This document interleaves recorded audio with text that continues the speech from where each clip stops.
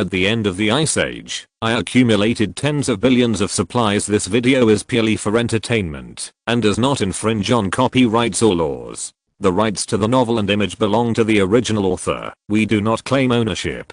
Don't like waiting and want to listen to this fanfic in full now? Subscribe to our Patreon, where you'll find the best fanfics. Chapter 776 Idle. The purge in Blizzard City was still going on, and Zhang Yi thought it would last for a long time. After all, the Samsara team almost took away Blizzard City's lair this time, and killed Zhu Zeng. But I didn't expect that the cleaning ended a bit quickly. In order to prevent people in Blizzard City from being upset, Zhu Zeng chose to adopt a gentle attitude, and executed only some of the principal criminals. This actually made Zhang Yi look at Zhu Zeng.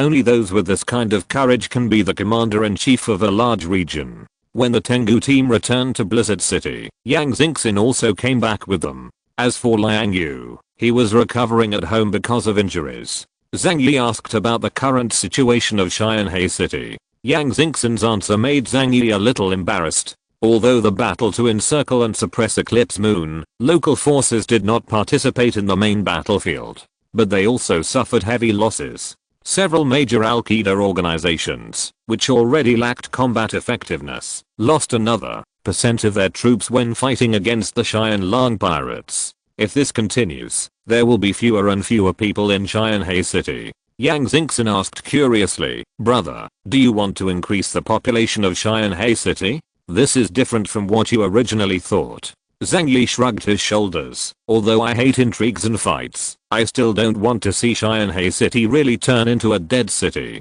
Besides, I'm not worried about anyone trying to take advantage of our shelter now. With strength, you naturally don't have to worry about being remembered," Yang Xingxin said with a smile. "Restoring the population is a long-term project. Even if people in Xianhai City are asked to have children now, it will take more than 10 years to see the results. However, according to the current situation, it is possible to advance the childbearing age, just like in ancient times." Zhang Yi shook his head. He was too lazy to think about such things. As a human being, live happily every day. Why do you think about it for so long? By the way, how are Liang Yu and Uncle Yu doing? During the battle, Uncle Yu and Fatty Zhu both participated in the battle against the pirates. Zhang Yi was too busy to take care of them. However, judging from the weapons and equipment Zhang Yi provided them, it was impossible for them to lose to those ordinary pirates. Yang Xingxin said, "Teacher Liang's arm was seriously injured, and the bones were broken. But fortunately, Sister Zhao was here to help her connect the bones. After a while, she will be fine. Uncle Yu, you don't have to worry. His self-healing ability is very powerful. He doesn't even need Sister Zhao's help. As for Fatty Zhu, that guy has been hiding behind him without breaking even a layer of oily skin." Zhang Yi nodded with satisfaction after hearing this answer. As long as everyone at home is fine. After a lot of hard work, everyone has come out of such a difficult environment at the beginning of the apocalypse and established a rare relationship. He doesn't want anything to happen to anyone. After this battle, we can take a good rest for a while. Zhang Yi closed his eyes and lay comfortably on the sofa. The internal turmoil in the Jiangnan region has been eliminated, and the Eclipse and Xianlang pirate groups have been wiped out, which will also bring relatively long-term stability to the coastal cities. The only thing we need to worry about is the escaped Samsara team. Their whereabouts are still unknown, but they are already on the wanted list of the entire Huaxu kingdom, and their mission level is S level. Once discovered, I'm afraid that the alien special teams from various regions will hunt them down. Zhang Yi was not very worried that Gao Changkang would retaliate against them. Gao Changkang is a smart man and will not do meaningless things. His target has always been the top management of Blizzard City headed by Zhu Zeng. If he rashly went to Xianhai City to attack Zhang Yi, firstly, he would not be able to defeat Zhang Yi in terms of ability, and secondly, his position would be easily exposed. Zhang Yi guessed that he would most likely hide and look for a suitable opportunity to try to overturn Zhu Zeng's status again, just like he did before. But those have nothing to do with him. After investigation, all members of the original reincarnation team, led by Captain Gao Changkang, abandoned the people and ideals, colluded with the Neon Ronin, and caused huge harm to the Jiangnan region.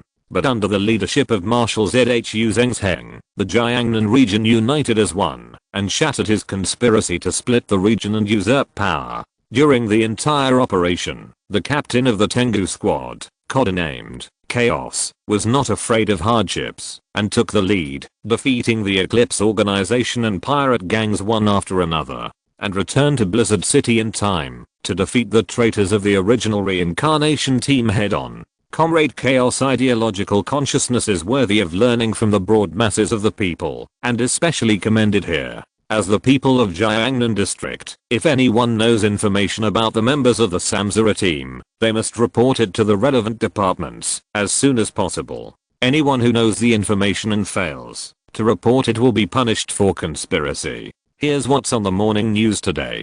Zhang Yi was eating breakfast in the room and watching the news program on TV. This time the incident was so big that everyone in the city knew about it, and there was no way to hide it. But the propaganda department under Zhu Shui is not a free man either. Gao Changkang has fallen, and they must erect a new flag to reassure the people. Therefore, Zhang Yi, a stranger from an outer city, became the best candidate. With a humble background, superior abilities, and outstanding achievements, it is easy to satisfy the lower class people's fantasy of grassroots counterattacks. Seeing that the situation had stabilized, Zhang Yi planned to go to Zhu Zheng to say goodbye and return to Xianhai City to have a good rest. He left the villa, and when the guards outside saw him, they saluted him respectfully. The Yan'an guard soldiers looked at Zhang Yi with fiery eyes full of respect. That's the look in the eyes of a hero. And when he walked out of the door, he immediately heard a burst of exclamations and screams from around him. Zhang Yi turned around and saw people outside the fence. There were men and women, and they excitedly shouted Zhang Yi's codename Chaos. Among them are many young and beautiful ladies, as well as charming young women, as well as young men from high-rise families. Those who can appear here are basically the family members of the top executives in Area A. However, none of them took pictures with their mobile phones. This was because the region had regulations that prohibited people from filming special departments without permission to avoid leaking intelligence. After the Samsara squad incident, senior management's scrutiny of this aspect became even stricter, including Zhang Yi's name. Everything has become a secret and is not allowed to be mentioned in private. Zhang Yi smiled and waved at them, and the screams over there suddenly increased to another level. Zhang Yi couldn't help but think of Gao Changkang's original treatment. Oh boy, now I'm an idol. In the last days, people really need an idol as a sustenance for their souls. I have to go to the headquarters, Zhang Yi said to a guard. When the guard heard this, he immediately drove over and drove a car. This was the car assigned to Zhang Yi. Zhang Yi got into the car and set off towards the new command center.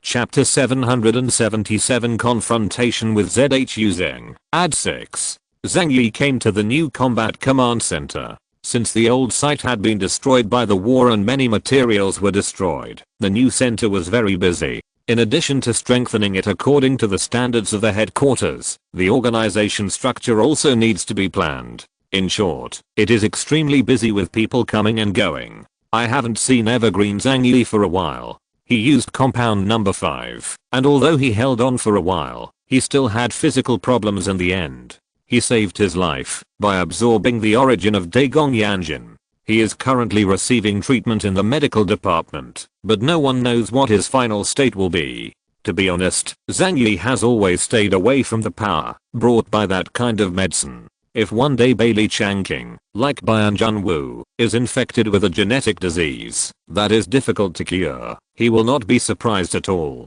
After arriving at the new command center, Zhang Yi was immediately warmly welcomed by everyone. They were not polite to Zhang Yi, but admired him and were grateful to him from the bottom of their hearts. Because if Zhang Yi hadn't come to the rescue in time, most of the people here would have died. Even if he is alive, he will be affected by Zhu Zheng's death and lose everything he owns. This feeling is very similar to when Gao Changkang just came back after winning the battle. Zhang Yi didn't have time to sigh and directly stated his intention. Soon he was called to the office by Zhu Zheng. Lan Xincheng came to greet Zhang Yi in person. This secretary who used to have a high level of ambition now treated Zhang Yi with special respect. Perhaps it was due to Zhang Yi's life-saving grace, or perhaps it was related to his keen sense of smell. He realized that Zhang Yi's status would be completely different from now on. This comes from the strength shown by Zhang Yi. At least from the current point of view, Zhang Yi's strength level has surpassed the current captain level.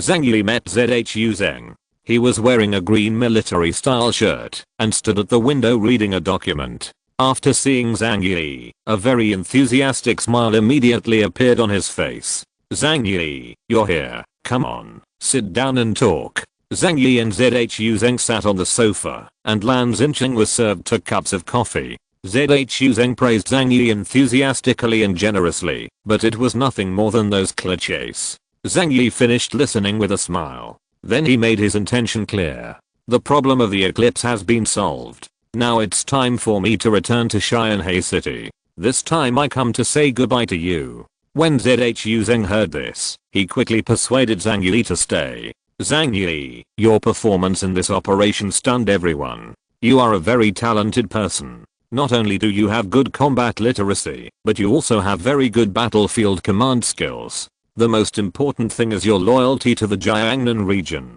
I have clearly seen it. I hope you can stay. I can also retain the establishment of the Tengu team for you, so that you can be a real investigation captain. Although Blizzard City has solved its external enemies, there are still big problems internally.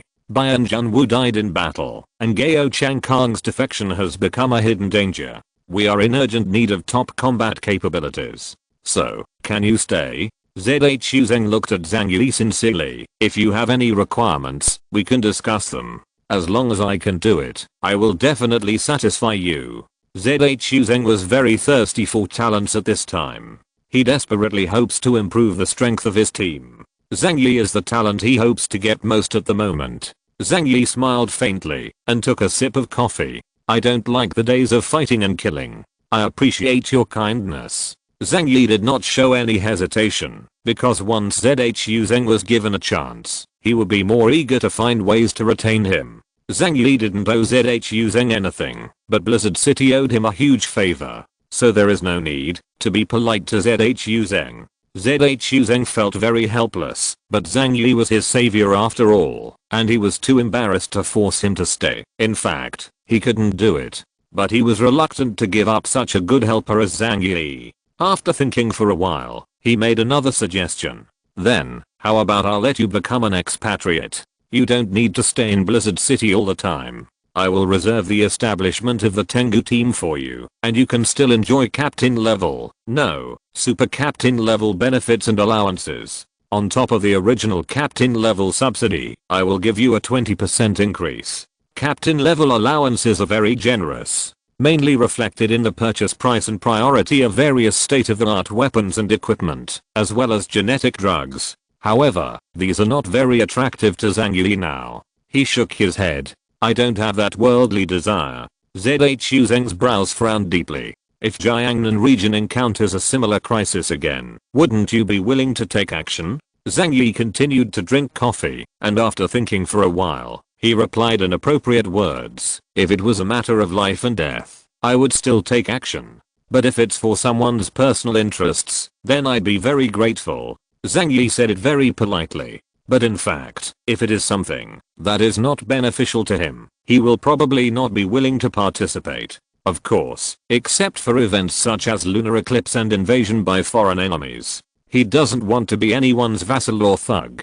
Don't look at Zhu Zheng's attitude towards him now, which is very polite, even a little humble. But once Zhang Yi relented, he agreed to be the captain of the investigation team. When Zhu Zheng uses him, he will not look like this. This is the same as if you resign at work and your boss can persuade you to stay with him. It's faster to turn someone's back on you later than to flip through a book. Don't just take everything at face value. If you are really soft-hearted, you will be in big trouble. After all, Zhu Zheng's life was saved by Zhang Yi, so he couldn't ask for anything more. He could only say, "In short, I still reserve the position of captain of the Tengu team for you. You can still enjoy the monthly allowance from the headquarters. When Blizzard City encounters difficulties in the future, I just hope you can consider helping. I'll be satisfied." Zhang Yi slightly hesitated and said, if it is convenient, I will take action. When someone asks you to ask for something, you should reject it cheerfully and agree hesitantly. ZHU Zheng nodded, and then smiled and chatted with Zhang Yi about things other than work. Among them, Zhang Yi was asked about his future plans. Zhang Yi doesn't have any special plans. He is not a particularly motivated person. He is very satisfied with his current living situation. He then said that he just wanted to rest and have fun in Xianhe City for a while. However, after Xianhe City stabilizes, Zhang Yi plans to go out to sea for a while. Anyway, Chen Jingwen has several large ships in his hands. They didn't go far, so they just wandered around the offshore area, played sea fishing, and went to the south to see the scenery of the ice sea. Speaking of maritime affairs, Zhang Yi thought of the invading pirates and couldn't help but ask ZHU Zheng.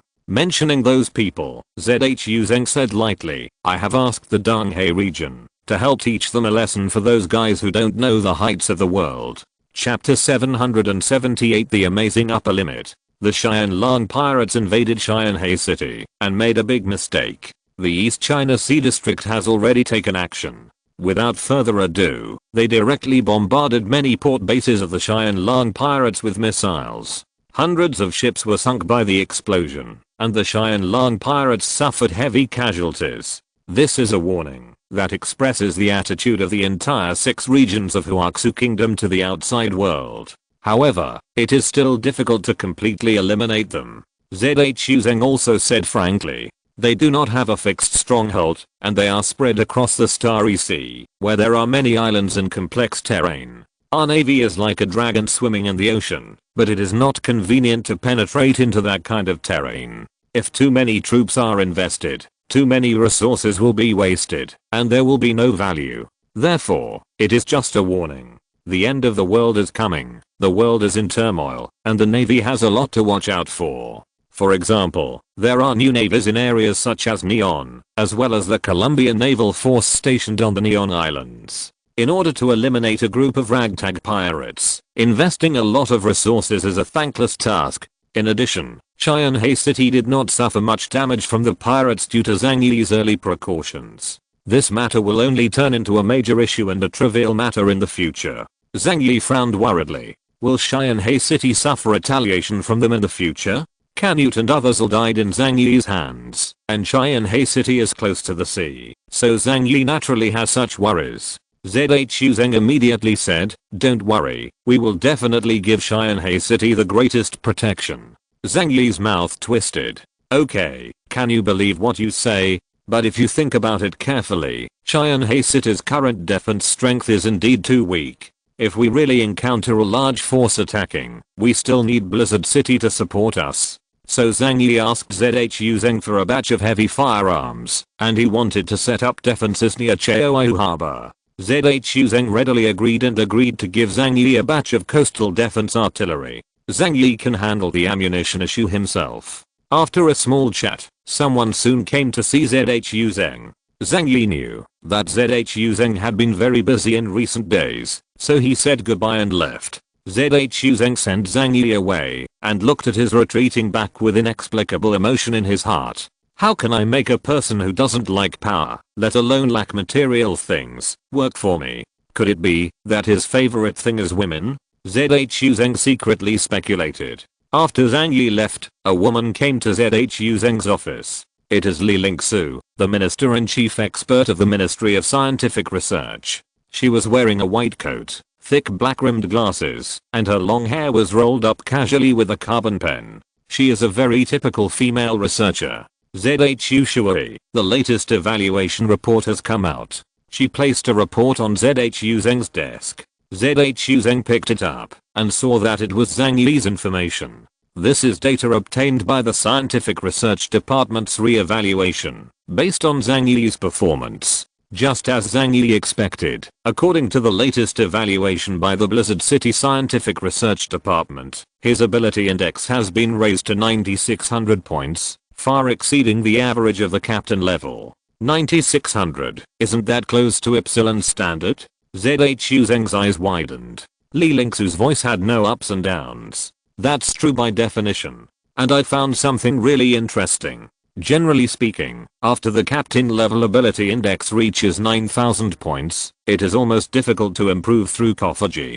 Therefore, every 100 points of improvement will show a huge difference in strength. However, Zhang Yi does not meet this point. Li Lingsu raised her glasses. When he was fighting in Xianhei City, his supernatural power index was still around 9,200 points. But after he absorbed the origins of Phoenix Institution, Takuchi Mayumi and Kanet, the ability index has been increased by 400 points. ZHU Zheng looked at her. What does this mean? Li Lingsu said, this means that he is different from other captains. There was a flash of light in her eyes, which was the feeling of discovering an interesting research object. My conclusion is that he is not a Delta level alien. He is Epsilon, or even above. At least 9,200 points is not his upper limit, nor is 9,600 points. ZHU Zheng's eyes widened. He could not speak for a long time, and his body was shaking with excitement. You mean, we are going to have Epsilon level aliens in our Jiangnan region?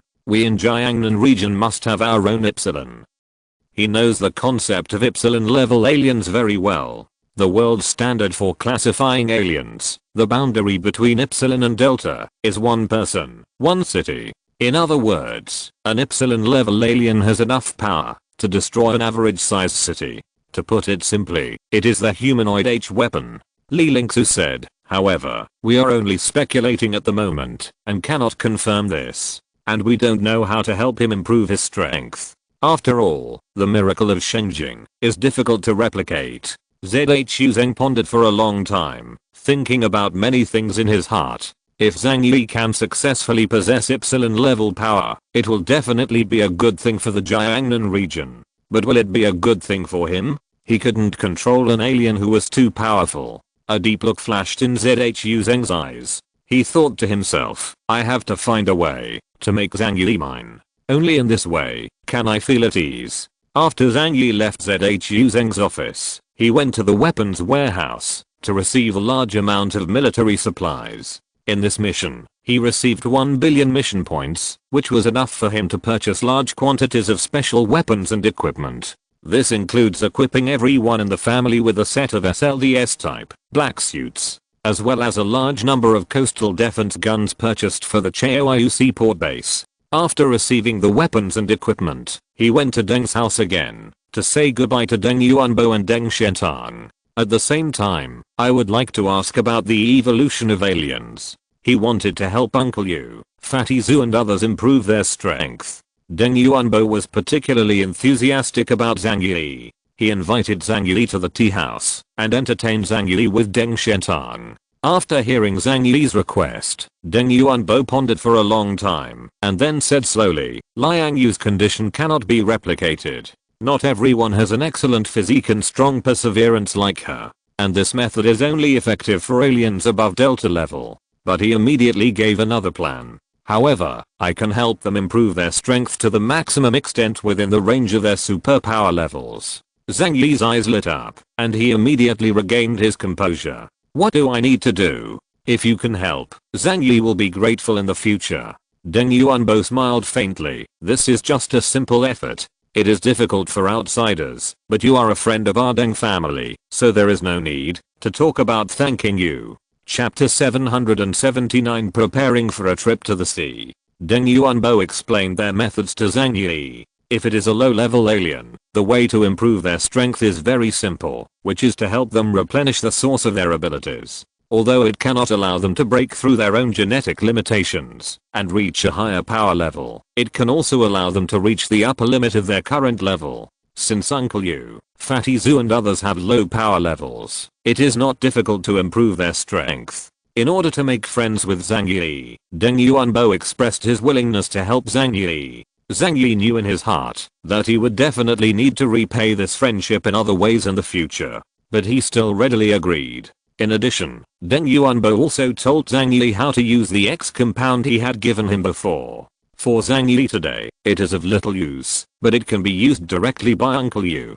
His self-healing ability is strong, and he can withstand the torture of transforming his body. Deng Yuanbo said with a evil smile. Zhang Yi couldn't help but feel a chill in his heart. If I couldn't resist the temptation to use it, I'm afraid I would have to endure some physical pain. After saying goodbye to Deng Yuanbo and Deng Shentong, Zhang Yi took Yang Xingxin and Huata and left Blizzard City. Before leaving, the members of the Tengu team came to see him off. Except for Bailey Changqing, who didn't come because he was seriously injured and needed to recuperate. Everyone else arrived.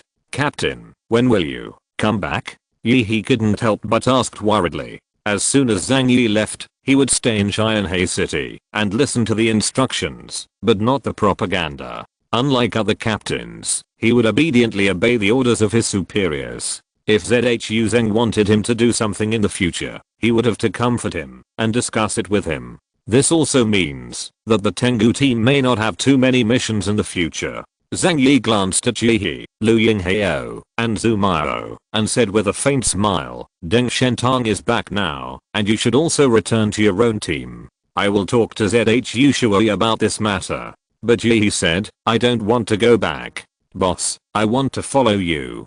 Zhu Mao and Liu Yinghao also expressed the same attitude without hesitation. Me too. After seeing Zhang Yi's strength, they naturally didn't want to miss this opportunity. Zhang Yi thought for a while and said calmly, "It's up to you. If you want to stay, you can stay." He is a person who is undisciplined by nature and will not have much time to manage them in the future. This Tengu team can come and go freely, and Zhang Yi will never restrict them. Anyway, I don't know when the next mission will be. Soon, Zhang Yi took the Blizzard City special train back to Xianhai City. Walking out of Xiaomiaoshan subway station, looking at the snowy world in front of him, and breathing the cold air, Zhang Yi felt extremely comfortable. "I can finally have a good rest," he said with emotion. Since the eclipse landed, the entire Jiangnan region has been turned upside down.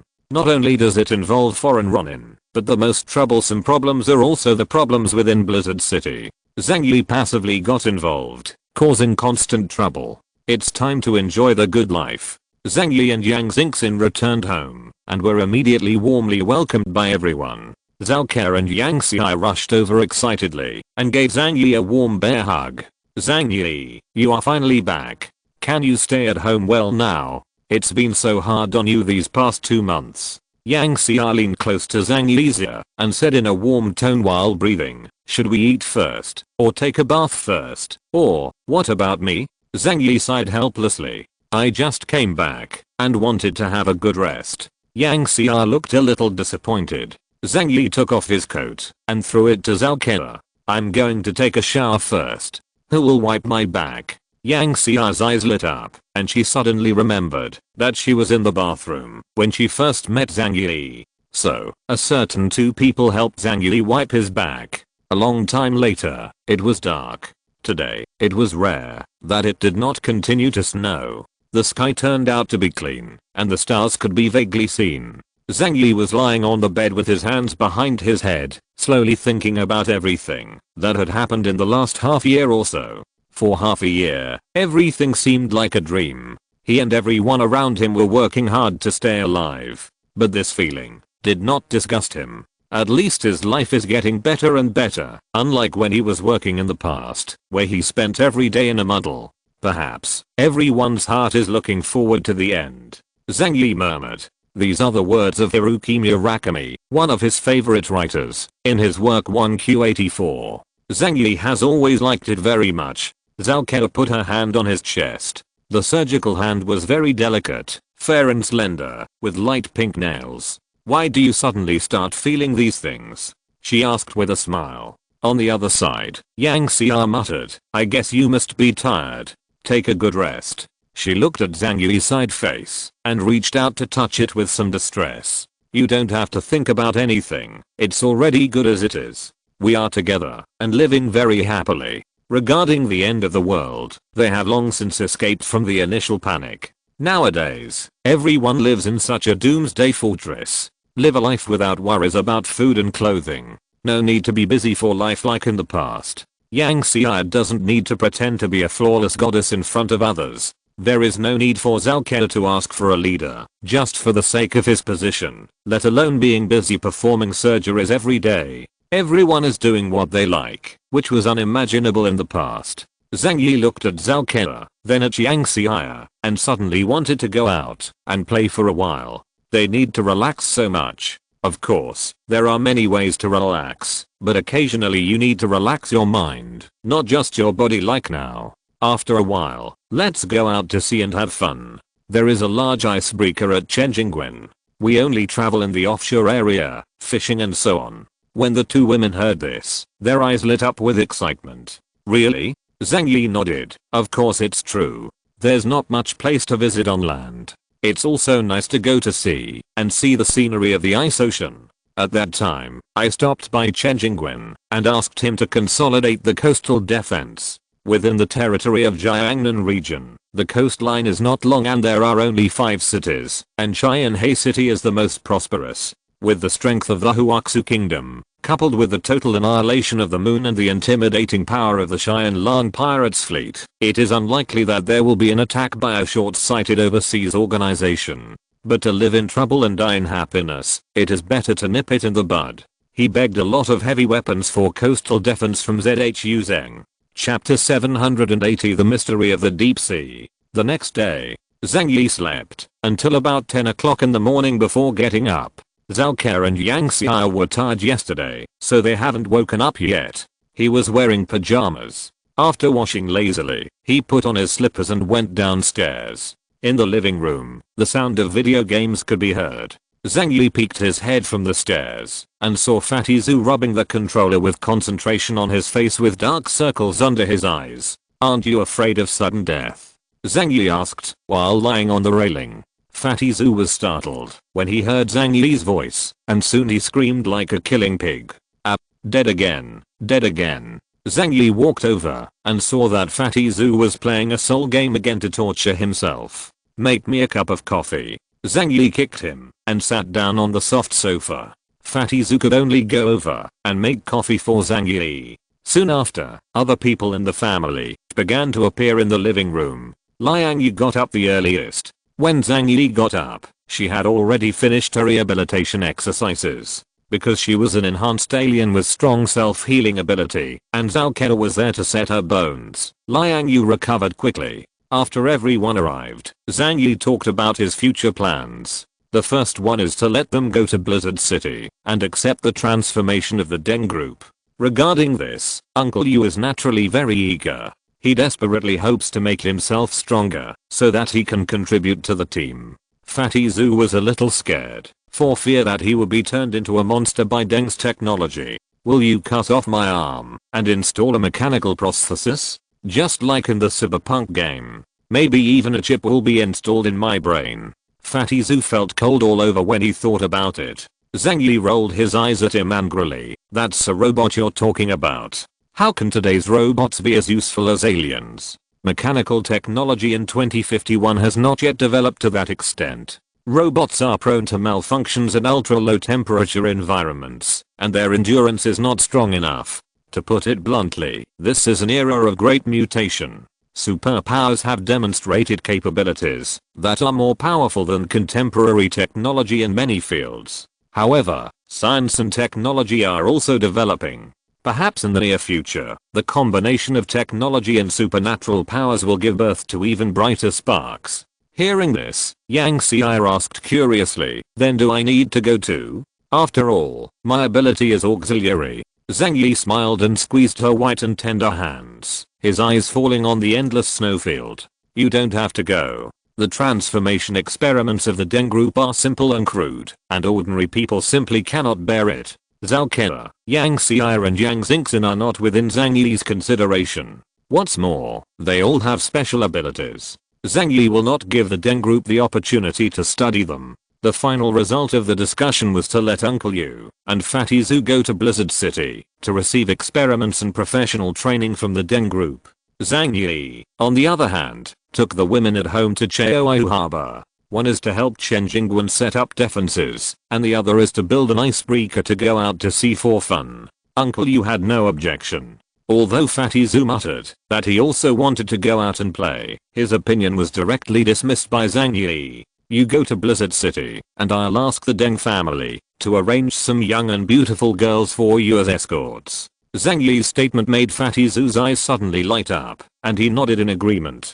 So these two things were decided happily. After everyone played happily together for another 2 days, Zhang Yi sent Fatty Zhu and Uncle Yu on the special train to Blizzard City, and he took the women at home to Cheoyu Harbor. After the last battle, this place was also riddled with holes. Most of the entire port was abandoned, and many containers turned into iron pieces and flew everywhere. Fortunately, the underground shelter was not affected, and the people here can still live well. When Zhang Yi and others arrived on the snowmobile, thousands of people at the port were busy cleaning the battlefield. Chen Jingwen and his people came to receive Zhang Yi. "Boss, you are here." Chen Jingwen saw the women behind Zhang Yi at a glance. It's been a rare trip out for more than half a year, so they all put on their best clothes. All of them were wearing the most beautiful furs, and the makeup on their faces was so exquisite that they looked like they were going to be Miss World. This kind of exquisite dress makes the women in Cheoyu base very envious. "I'm here to see you. By the way, I'm looking for a few skilled crew members in the icebreakers IOAO. I plan to go out to sea for a few days." Hearing that Zhang Yi was going to sea, Chen Jingwen's expression suddenly became hesitant. "Boss, if you want to go to sea, I have something I don't know whether to say or not." Zhang Yi raised his eyebrows. "What's wrong?" Chen Jingwen said, "It's okay if you just play around the offshore area, but I don't recommend you to enter the deep sea area, because the current ocean is more terrifying than the land."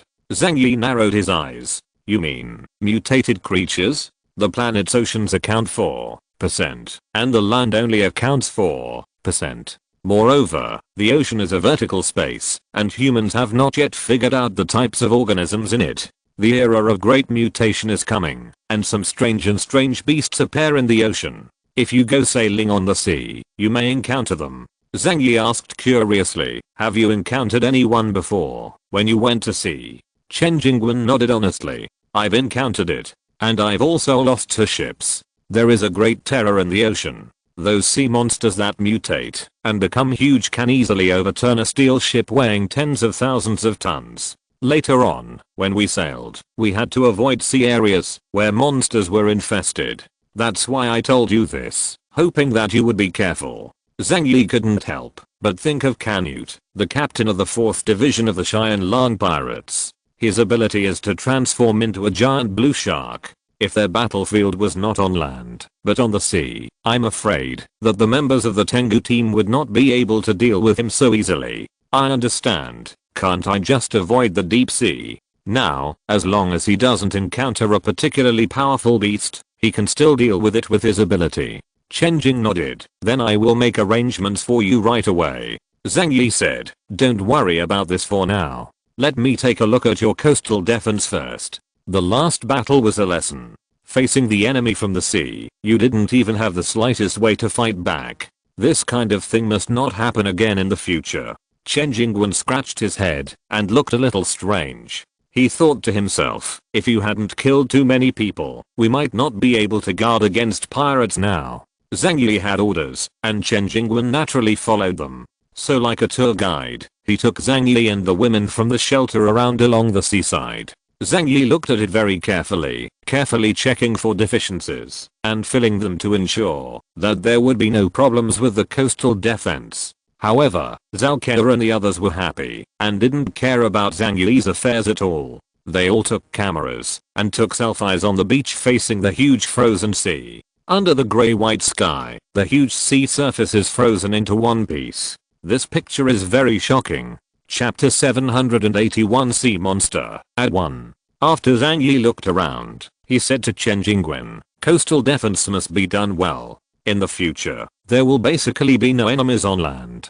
Beware of enemies at sea." Chen Jingwen scratched his head, "But our armed forces were basically exhausted last time, and the manpower is not very sufficient." Zhang Yi said calmly, "You don't have to worry about this. I have already asked Blizzard City for a batch of weapons." He and Chen Jingwen returned to the shelter and directly placed the large number of weapons in the weapons arsenal. There are more than 20 huge coastal defense guns, ample weapons and ammunition, and many other heavy firearms. With these weapons, enemy ships can be blocked within 30 kilometers of the coastline. Chen Jing was very happy when he saw these weapons. He promised on the spot that he would arrange the layout and train his soldiers to operate these weapons.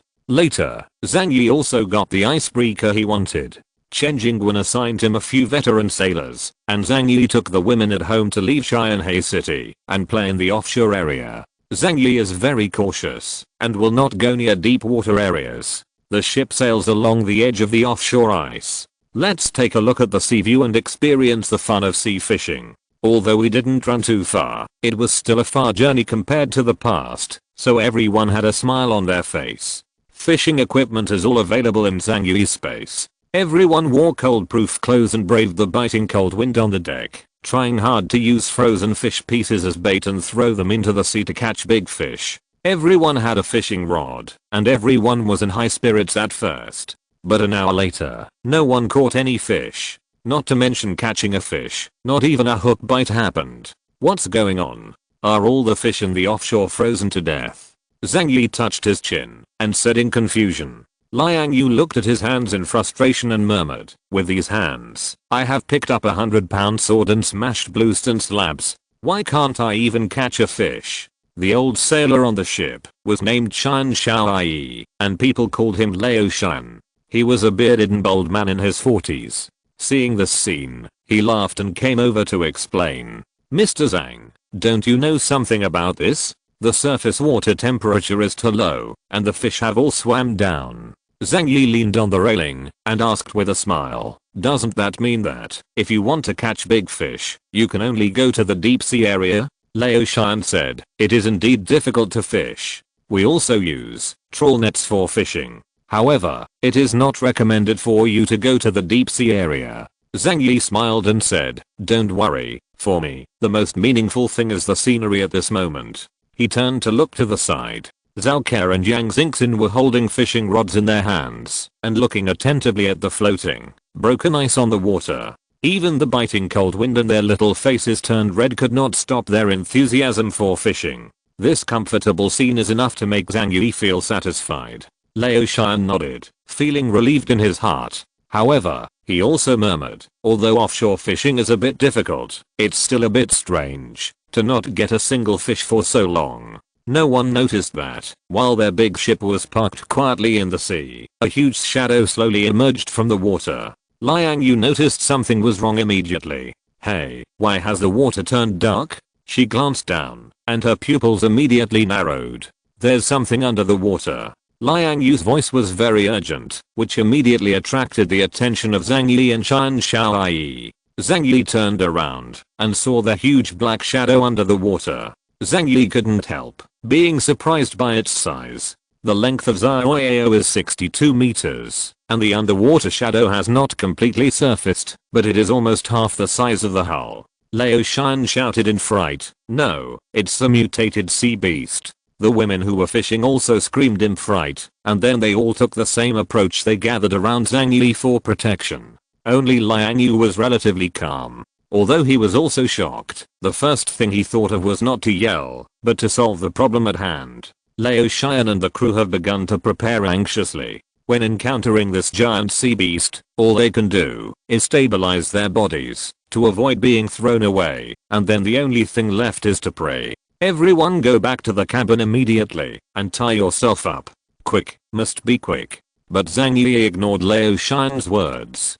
His right hand was on the railing. First use the air control ability to levitate the entire icebreaker. A hazy white light appeared on the icebreaker's hull. Although it was still on the water, it was pulled by another force and lifted it up. Whoa, the entire hull was separated from the water and it was suspended quietly on the sea. Then, the two worlds are bound to end. Zhang Yi's right eye flashed brightly, and in an instant, a huge spherical space enveloped the entire ship. The hull no longer rocked, and it was as stable as if it were parked on land. This is. Lao Shan was startled. He looked out and found that the entire ship was flying in mid-air. The sea is surrounded by rough waves, but it does not affect the ship at all. Miracle, this is a miracle. Lao Shan and the crew were dumbfounded and looked at their boss with dull eyes. Although they have heard about Zhang Yi's power, they also know that supernatural powers can indeed do things that ordinary people cannot understand. But the scene that happened in front of me was really incredible. Zhang Yi jumped onto the railing, overlooking the huge and deep sea below. Suddenly, he saw a huge ice blue eye staring at him from under the sea. Then 3, 5, 10, and countless strange eyes appeared on the monster's body. Is this a mutated sea beast? Zhang Yi suddenly felt an impulse in his heart. He wanted to capture this sea beast and study it. Moo, a huge roar came from under the sea, and the sound was far away, as if coming from far away, like an old scalper in the village. Zhang Yi pulled out the holy seal with his right hand, and black dark matter wrapped around it like a flame. At this time, the sea beast suddenly rushed out from the water, causing huge waves. If Zhang Yi hadn't protected the ship in time, the impact might have created a deep crater on the side of the icebreaker. Void slash. Zhang Yi aimed his sword downwards and slashed out, and dark matter spurted out from the blade, as if a thick stroke of ink was drawn on the intersection between the sky and the sea. Nowadays, Zhang Yi has become more and more proficient in mastering the power of the void. He can condense the majestic power into one point and launch targeted attacks. The sea monster rushed towards the hull, but it didn't know that it would never be able to touch the big ship in front of it. However, its body was split open from the middle like butter touching a hot knife. Blood splashed out like rain, staining the entire sea surface red. Boom. Its huge body split into two halves and crashed into the sea, causing another huge blood-colored wave to surge up. If you're listening to this novel on a channel other than Fanfic World, it means they downloaded and uploaded it without effort. We cordially invite you to visit our channel, Mundo Fanfic Novelos. There you'll find the original version of this story and you can explore many other novels of various genres. We're waiting for you to immerse yourself in a world of incredible novels. Chapter 782, Peaceful Time, Add 2. The corpse of a huge sea beast floated on the sea, and blood stained a large area of the sea red. Not long after, a shark smelled the smell of blood, and swam over from a distance, its black dorsal fin swimming on the water. Only then did Zhang Yi control the boat to fall. Whoa. Water splashes everywhere. The crew members were all shocked by Zhang Yi's ability, and called miracle in their mouths. Yang Xingxin hugged Zhang Yi's arm and shouted admiringly, "Brother, you are so great." Although the others were shocked, they did not panic too much, because they all believed in Zhang Yi's strength. Everyone came to the front of the boat to take a look, and saw clearly what the sea monster was. It turns out to be a mutated whale. But at this time, its head was covered with dense eyes, its body had many bump-like bulges, and its size was much larger than the largest blue whale ever. I can no longer recognize what species it was originally. A feast has begun below, with carnivorous fish frantically snatching its carcass, and waves of blood rolling. Although it looks a bit big, it's not that scary. Yang Xia covered her plump chest, and said with a smile, "No, this thing is powerful." Zhang Yi denied her statement. "If it hadn't encountered me, this thing could overturn a steel ship weighing thousands of tons. Its power underwater is very terrifying. If calculated according to alien standards, its destructive power can reach Delta level." Liang Yu's eyes lit up, and he suddenly picked up the boom on the ground and threw it towards the water. "Now, I don't believe I can't catch a fish." The crowd also suddenly realized, after this sea monster is killed, it will definitely attract fish. So everyone followed suit and hurried over to go fishing. However, Zhang Yi noticed that Lao Shan was leaning on the railing, frowning and thinking about something. He walked over, put his hands in his pockets and asked, "What's wrong? Is there any problem?" When Lao Shan saw Zhang Yi coming to ask, he quickly replied, "Mr. Zhang, I just feel a little strange." "What's so strange? Tell me in detail." Lao Shan pointed to the sea monster corpse below, and said in a deep voice, "According to common sense, sea monsters of this size are active in deep sea areas, and generally do not come to offshore areas, because it is difficult to obtain them in such places. Plenty of food. So I thought it was very strange to encounter it here." Zhang Yi didn't know much about Dahe and asked curiously, "Tell me, what could be the reason for this?" Lao Shan slowly said, "Sometimes, if there is bad weather, or an undersea volcano erupts, or an undersea earthquake, deep sea fish will run to the offshore to take refuge. Or maybe they encountered a natural enemy." A cautious light flashed in Zhang Yi's eyes. "Natural enemy? Does such a huge sea monster have natural enemies?" His eyes couldn't help but look towards the deep sea. The sea is so vast and deep. Even before the end of the world, there were many unknown and terrifying creatures in it. Not to mention that the era of great mutation is coming. It's better to have less contact, Zhang Yi said with emotion. Originally, he planned to collect the huge sea monster, make it into food, and eat something fresh. But seeing its weird appearance, I couldn't help but feel a little uncomfortable. So I simply let it return to the sea and help them build nests to facilitate everyone's fishing. Sure enough, with this huge bait, fishing will be much easier later. The fish catch can be described as a bumper harvest. However, Zhang Yi told them that these fish cannot be eaten, and they must either release them or keep them for fun. In the days that followed, Zhang Yi and the others lived a very leisurely life. Although the establishment of the Tengu team was retained, Zhang Yi did not listen to Zuan, and Zhu Zheng did not dare to assign tasks to him easily in order to win over him. After Uncle Yu and Fatty Zhu went to the Deng group, there were obvious changes when they came back. Uncle Yu's strength has been greatly enhanced. They also received professional combat training, and their combat literacy was greatly improved. The person who has changed the most is Fatty Zhu. He lost a lot of weight, and it would be no exaggeration to describe him as haggard. It is said that he received training as a professional soldier there, which made life worse than death for him. But the real reason Zhang Yi knew it well. Later, Fatty Zhu never forgot about Blizzard City, and he always approached Zhang Yi and asked to go back and see it.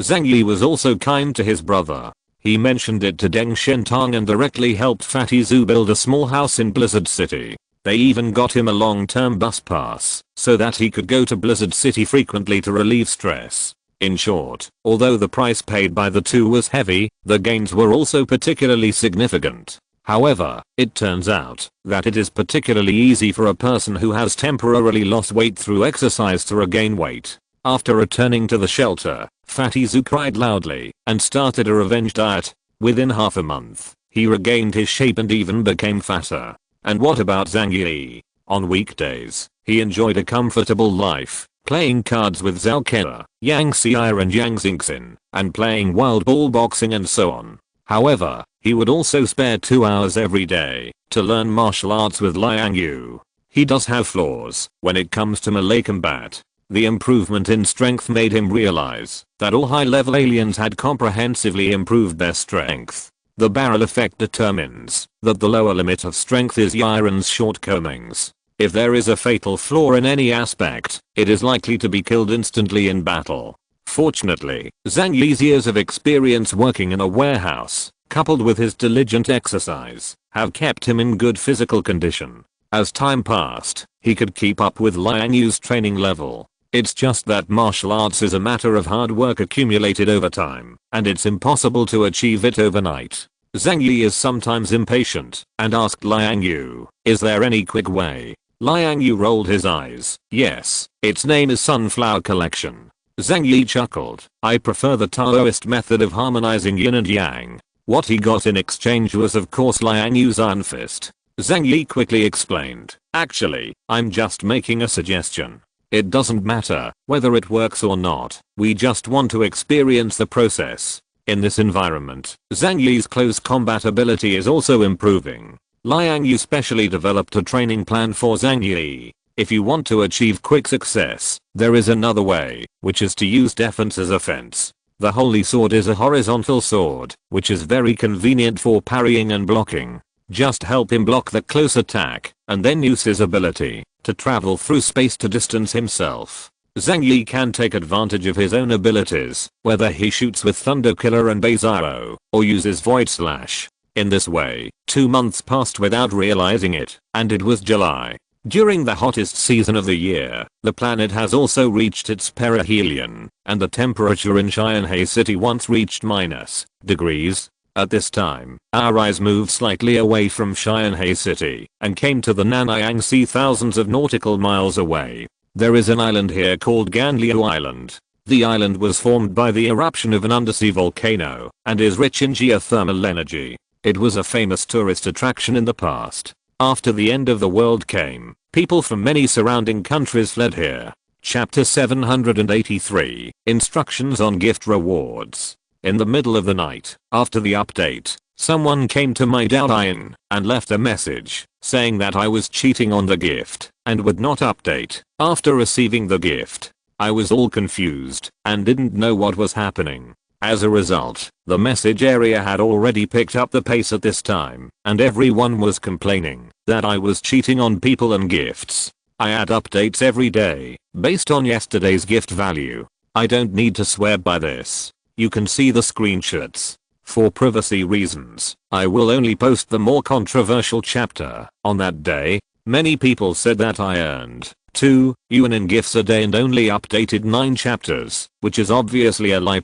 You don't have to believe my oath, just look at the screenshots for yourself. There is also the issue of reward value. Many people think that I get tens of thousands of dollars in gifts a day. Don't you think about it? Most people order free gifts.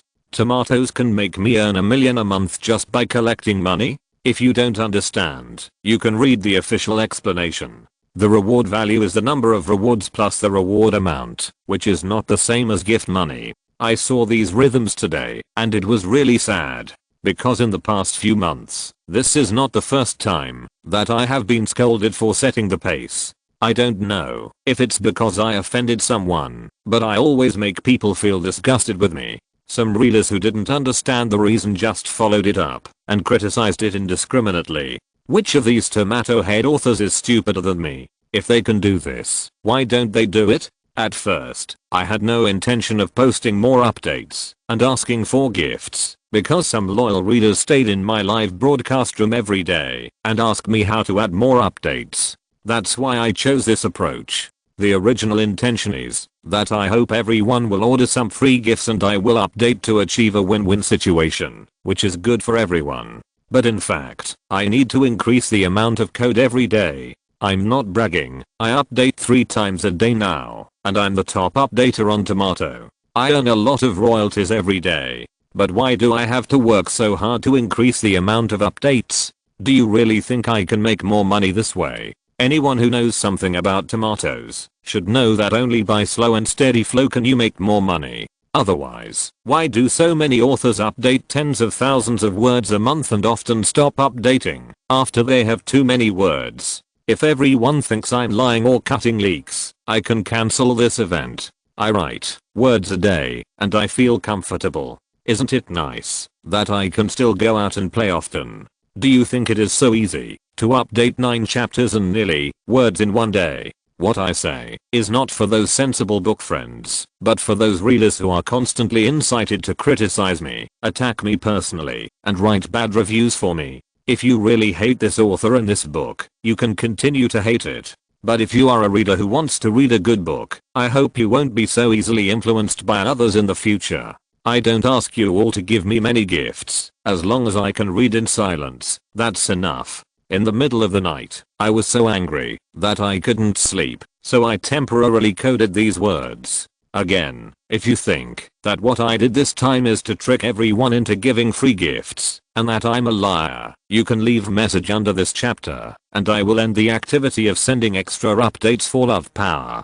Hello, I'm hello, everyone, we don't have to worry. Okay, that's pretty much what it means. I just typed up the words to make up the word count. I hope you can understand the truth of the matter and no longer be dictated by others. Chapter 784 New Missions. Zhu Yunk's simple move made Zhang Yi realize one fact clearly. He and the woman in front of him were not on the same social level. At least that was the case before the end of the world. But now, those who still stick to the past are either too strong or too simple. Zhang Yi ignored Zhu Yunk's words and just glanced at the Rolex on his wrist. It's almost noon. Let's go. I have to have lunch. After seeing Zhu Shui. After saying that, Zhang Yi walked directly over Zhu Yunk and walked outside. Zhu Yunk was stunned for a moment. She didn't expect Zhang Yi to be so disrespectful to her. She was so vocal and angry in giving him advice, but he just ignored her.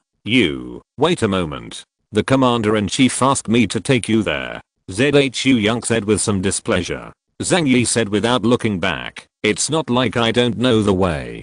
Zhu Yunk clenched his fists in his pocket, bit his silver teeth, and glared at Zhang Yi's back. If looks could kill, the clothes on Zhang Yi's back would have been cut into strips by her sharp gaze. But thinking of ZHU Zheng's reminder, she calmed down and followed quickly. That's not possible. I came here with a mission. If I don't take you there, the boss will deduct my salary. Zhang Yi just glanced at her and didn't speak to her. He had seen girls from such wealthy families. When he was working in the group, he also had contact with some related families. Although it cannot be said that they are arrogant, they are all arrogant at heart. No matter how well they hide it on the surface, their inner pride will still be revealed inadvertently. ZHU Young disliked him for not taking off his gloves when shaking hands. No matter how decent she behaved, she still revealed an original intention that she didn't say. She believed that her status was higher than Zhang Yi, and no normal person would care about such a trivial matter as whether to wear gloves or not to shake hands in the extremely cold apocalypse.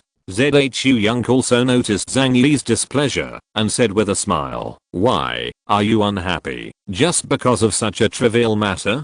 Her eyebrows rose as if they could dance. "I heard from the commander-in-chief that you are a very powerful person. You can't be so small-minded, right?" Zhang Yi said in a tone that he didn't want to talk to her. "I'm carsick and don't want to talk." The two people came outside where ZHU Young's car was parked. ZHU Young didn't believe Zhang Yi's words and knew that Zhang Yi was perfunctory with her, so she couldn't help but feel a little unhappy. She had already begun to complain about Zhang Yi in her heart. It was obvious that he didn't understand social etiquette, but I kindly reminded him, but instead he became angry. However, considering her identity and the information she learned about Zhang Yi, she suddenly felt relieved. She thought to herself, after all, he is just a warehouse manager, let alone the upper class, not even a middle class person. I can't have too high demands on him. Thinking of ZHU Zheng's reminder to her, ZHU Young bit her lip and took the initiative to open the car door. "Just think I'm wrong, okay? I should understand you, and I shouldn't judge others by myself. Get in the car." Zhang Yi glanced at the car door she opened, then silently walked over, opened the backseat door, and sat in. "I'm tired. Let's take a nap first. Please call me when you get there later." After saying that, Zhang Yi closed his eyes without thinking about himself. The smile on ZHU Young's face rose. If it was known that the dignified eldest daughter of the ZHU family was refused to open the door for someone, it would surely spread throughout the upper class circles of the entire Jiangnan region within a day. "Okay, you can sleep if you like." She slammed the car door as if she was angry and then drove over. Along the way, she seemed to be driving erratically in order to retaliate against Zhang Yi, and she would brake suddenly from time to time. This childlike method of revenge made Zhang Yi laugh, and he was too lazy to argue with her. Half an hour later, they arrived at the new command center. "Hey, here we are." ZHU Young looked through the rearview mirror and saw Zhang Yi, who was still pretending to sleep, and shouted angrily. Zhang Yi opened his eyes. "Oh, it's here." After saying that, he quickly opened the car door and walked directly inside. This did not make ZHU Young angry. She went all the way to pick him up, but he pretended she didn't exist. "What a nasty fellow," she said angrily. Zhang Yi came to the command center. When the guard saw Zhang Yi, he immediately saluted respectfully, his eyes filled with admiration. Zhang Yi nodded and walked into the building. ZHU Young asked someone to help her park the car, and hurriedly caught up with Zhang Yi, and entered the elevator together. Neither of them spoke in the elevator. Zhang Yi was simply too lazy to talk to this woman. No matter how beautiful a woman is, if she is too troublesome, she will still keep men like Zhang Yi away. ZHU Young stood leaning against Zhang Yi in the other direction with a look of displeasure on his face. Ding. The elevator stopped at the 6th floor. Zhang Yi walked out, and at the entrance was ZHU Zheng's huge office. At this time, ZHU Zheng was looking at the information on the computer. Seeing Zhang Yi and ZHU Young coming over, his face was suddenly filled with smiles. "Zhang Yi is here. Come on, come and sit."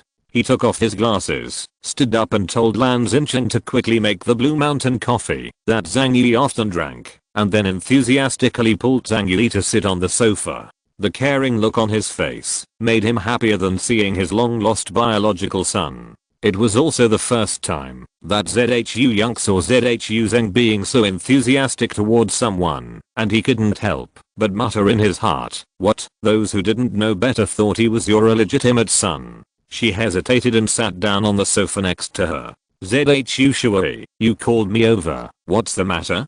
Just tell me clearly, so that I don't have to worry about it." Zhu Zeng sighed, stretched out his hand and patted his thigh. "Oh, we have indeed encountered a very difficult problem." When Zhang Yi heard this, he stood up and planned to leave. "I just remembered that I haven't confiscated my clothes at home. I'll go back." Wait a minute, don't be impatient, sit down, and listen to what I have to say." Zhu Zeng quickly grabbed Zhang Yi, who was about to run away. Zhang Yi looked at Zhu Zeng with a strange expression. "Shui Zhu, I can be regarded as a meritorious official of Blizzard City. You can't catch me harvesting the wool of a sheep." Zhu Zeng rubbed his hands. "It's not about you, it's about this matter. It's safest for you to take action now." Zhang Yi took a sip of coffee and signaled Zhu Zeng to continue speaking. Zhu Zeng spoke eloquently and told the status of the mission. On the ocean more than 700 kilometers away from Xianhai City, there is an island called Yanliu Island. A group of overseas Chinese from the Huaxu Kingdom were trapped on it. They were far away from the country and had been living hard for more than half a year. Now, they are faced with a shortage of food and the thugs around them are starting to commit murders. They sent a distress signal to Jiangnan region. "We cannot ignore it and must bring them back." Zhu Zeng said eloquently. "By the way, isn't your Xianhai City short of people? At that time, we will just let them take root in Xianhai City and replenish your population." Chapter 785, The Origin of God. When Zhang Yi heard this, he immediately raised his own questions. "More than 700 kilometers? Why do you still ask people to rescue them this far away?" His face was full of amusement. "Why do I sound so unbelievable? After the Ice Age, the global population plummeted. In Huaxu Kingdom alone, more than % of the people died. I'm afraid that the population of Huaxu Kingdom is only about million now." Now that Zhu Zeng was worried about overseas Chinese more than 3,000 kilometers away, Zhang Yi naturally became suspicious. Zhu Zeng lowered his voice and said to him, "There is a big secret here." Zhang Yi immediately listened carefully, and Zhu Yang not far away also pricked up his ears, for fear of missing a word. But Zhu Zeng glanced at her and said, "Yang, go out first. I'll call you later, and you can come back." Zhu Yang looked disappointed, but still left the office honestly. After she left, Zhu Zeng said to Zhang Yi, "The person who contacted us revealed that they may have discovered something extraordinary. That thing is of great significance to us, no, to all the major forces in the world. If we can obtain it, it will raise the strength of the entire Jiangnan region to a new level. It will be a great good thing for the entire Huaxu Kingdom." Zhang Yi was a little surprised and looked at Zhang Yi in disbelief. "Is it that exaggerated? What on earth is that?" Zhu Zeng stared at him and said, "It's possible. It's the source of God." "What is that?" Zhang Yi asked. Zhu Zeng told Zhang Yi the story about the source of God. It was because Shengjing obtained a share of the divine source from the Qinling Mountains that they had the first Epsilon level alien in Huaxu Kingdom. It's a very magical thing. No one knows when or how it appeared. The Shengjing region has sealed its existence very tightly, and even we have only received partial information. It is said that it can allow people's genes to evolve and reach a new level.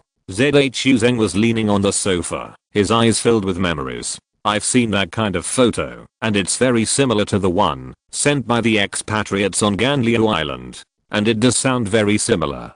Zhang Yi lowered his eyebrows and thought deeply, thinking that this sounded like a myth. When Zhu Zeng saw that Zhang Yi had not spoken for a long time, he asked, "You don't believe it?" Zhang Yi glanced at him and replied very frankly, "Sounds like a fairy tale." Zhu Zeng laughed. "There are so many things in this world that we don't understand. Did you know that most of the great scientists in history believed in theology in their later years? This shows that our human knowledge is insignificant compared to the vast universe." He suppressed his smile and said seriously, "Perhaps there really is a creator in this world. As if he was worried about making the mistake of idealism, he hurriedly explained, "Of course, I'm not referring to the human-shaped gods in feudal superstition. Well, this is also part of science." Zhang Yi crossed his arms and was doubtful of what Zhu Zeng said. However, if there really is a substance that can allow aliens to evolve, he is also very interested. The source of God. It sounds very good, Zhang Yi said lightly. The smile on Zhu Zeng's lips became fuller. This is a rare opportunity and we must not miss it. First we need to confirm whether the things in the hands of those expatriates are genuine. If the information is confirmed to be correct, we have really found the source of God. Zhang Yi, you are definitely the target of our key training. Although he knew that Zhu Zeng was drawing a pie, Zhang Yi had to admit that he was a little moved. Moreover, if it is just to evacuate overseas Chinese, it is not a very dangerous job. It's just a job of this level. Do you need to let me go? Zhang Yi asked. He is now captain level after all. No, strictly speaking he is super captain level. According to Bailey Changking, Zhang Yi, with a power index of 9600 points, is the strongest being in the entire Jiangnan region. Of course, this refers to the theoretical level, and there are still too many uncertain factors in actual combat. Zhu Zeng folded his hands and said seriously, after all, it is an ocean voyage. No one can say what dangers we will encounter in the depths of the ocean. If we send warships and too many experts there, it will definitely attract the attention of other countries and regions. When the news about the source of God is exposed, it will be difficult to handle. As you know, our naval radiation capabilities are currently mainly located near the coastline of Huaxu Kingdom. Zhang Yi said meaningfully, and if we really want to rely on the power of the Navy, we must communicate with the East China Sea region. As for the benefits, we should also share some of them. Zhu Zeng chuckled. You are not confused. Zhang Yi bit his finger and began to weigh the risks and rewards of this task in his mind. If the mission is only to evacuate overseas Chinese, it means that we will not directly face powerful hostile forces, and most of the risk index comes from mutant creatures that may appear in the deep sea. Although this is somewhat dangerous, it is not impossible to solve. There are many experienced sailors in Chaoyu Harbor. With them, most risks can be avoided. The reward is the opportunity to directly obtain the so-called source of God, which will further enhance his strength. Now if Zhang Yi wants to make progress, it is already difficult to simply devour the origins of foreigners. However, he was not far from the realm of Epsilon, and he could clearly feel it. Or, if he improves step by step, maybe in 3 or 5 years, he will be able to reach Epsilon's strength. Or, he accepts Zhu Zeng's task and takes a chance. He looked at Zhu Zeng again. Is it really as simple as evacuating overseas Chinese? Don't think this task is easy. Zhu Zeng said seriously. The voyage of kilometers, coupled with such bad weather, has increased energy consumption, and there is no way to get supplies on the way back and forth. For this alone, everyone else is looking for death. Only you who have space powers and can store a large amount of supplies can do it. Zhang Yi understood somewhat in his heart that this might be the biggest reason why Zhu Zeng asked him to go to Nanyang. After Zhu Zeng's persuasion and Zhang Yi's own weighing of the pros and cons, he decided to take on this mission. After all, if you don't do it yourself, others will do it. If someone seizes the opportunity to be promoted to Epsilon, that will not be good news for him. Shift. I didn't expect that even in the apocalypse, I would still have to take the exam. Zhu Zeng told him several conditions for the execution of this mission. First, the district will not send too many powerful strangers there. Zhang Yi is a stranger from the outer city and his identity can be easily hidden, which is an advantage. Second, you cannot send warships there, otherwise it will easily attract attention. Based on the above 2 items, Zhang Yi directly told Zhu Zeng that they did not need to provide manpower or ships, and Cheyenne City could provide them themselves. However, the region must provide sufficient fuel and weapons and equipment. Chapter 786. Zhu Zeng agreed to Zhang Yi's request. We will provide you with all the resources you need. In addition, I will give you a great assistant to assist you in carrying out this mission. A meaningful smile appeared on his face, like a wily fox. Zhang Yi had a bad feeling in his heart. but he couldn't refuse, because it was impossible for Blizzard City not to send someone to follow this mission. ZHU Zhang needs to control the situation within his own control. But suddenly, Zhang Yi realized something in his heart, and he asked, "Isn't it the young lady just now?" He pronounced the word miss a little too strongly. ZHU Zhang coughed. Ahem. Generally speaking, it is better to call me lady. Miss or something like that is a bit confusing. Zhang Yi opened his eyes wide. Is it really her? This is a bit troublesome. Zhang Yi doesn't like her character very much. It would be a bit reluctant for me to take her with me on a long sea voyage. ZHU Zhang said with a smile. She is my niece. You have been in contact with her. What do you think of her? Zhang Yi. You said that's your niece. What else can I say? What else do you want me to say? Ms. ZHU Zhang is a well-educated, smart, and capable person at first glance. ZHU Zhang smiled with satisfaction and said, "Ha ha ha, it seems that you two are having a great time talking to each other. I'm relieved." ZHU Zhang is indeed ZHU Zhang's biological niece, so it is difficult for Zhang Yi to refuse the arrangement of this operation. He asked ZHU Zhang for permission to receive supplies, and then temporarily left ZHU Zhang's office. Outside, he saw ZHU Zhang leaning against the wall with a deep expression on her face. She didn't know what she was thinking about, but her frowning brows seemed unhappy. She noticed Zhang Yi coming out, and looked over with raised eyebrows. Zhang Yi curled his lips, nodded to her as a greeting, and then left the command center. ZHU Zhang looked at Zhang Yi's back with a stubborn and angry look in his eyes, turned around and walked into the office. "Uncle, why do you want me to get close to this man? I don't like him.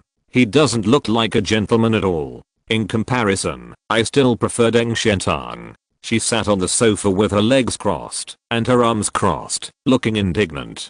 ZHU Zhang lowered his head to drink coffee and said calmly, "Currently, Zhang Yi is more valuable to me than Deng Xiantang. This time I specially arranged for you to go to sea with him. There will be a few months for you two to be alone. You have to try to get him down within this period of time. Then I will let you two get married as a matter of course." A smile appeared at the corner of ZHU Zhang's mouth. At that time, Zhang Yi will become his nephew-in-law. With this relationship, he will become his own person. ZHU Zhang looked a little uncomfortable. "You mean, let me seduce him?" As the princess of the ZHU family, relying on her status as an uncle, ZHU Zhang has lived a pampered life since she was a child. She has always been chased by everyone. When has she ever been someone else's dog licker?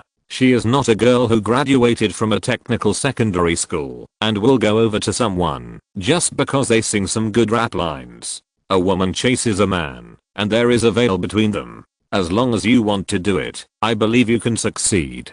ZHU Zhang took a deep look at her. For such a long time, someone else might have conceived a child. You are not Ling Hu Fixu of Team Rose. If you are not willing to suffer the hardships of life, then you must pay some price in exchange for a superior life. ZHU Zhang frowned slightly, feeling a little unhappy. She didn't want to be a victim of marriage, but being born in such a family, there were some things she couldn't control. Freedom is not something that is easy to obtain, especially after you have enjoyed a rich material life for decades. ZHU Zhang said calmly, "When I go out this time, I also want you to have some experience. You have not experienced the cruelty of the apocalypse, which is not conducive to your future work and development. It will be good for you to go out and see the outside world." ZHU Zhang is ZHU Zhang's beloved niece. Smart, beautiful, and relying on family resources to obtain a bachelor's degree from MIT Business School at a young age.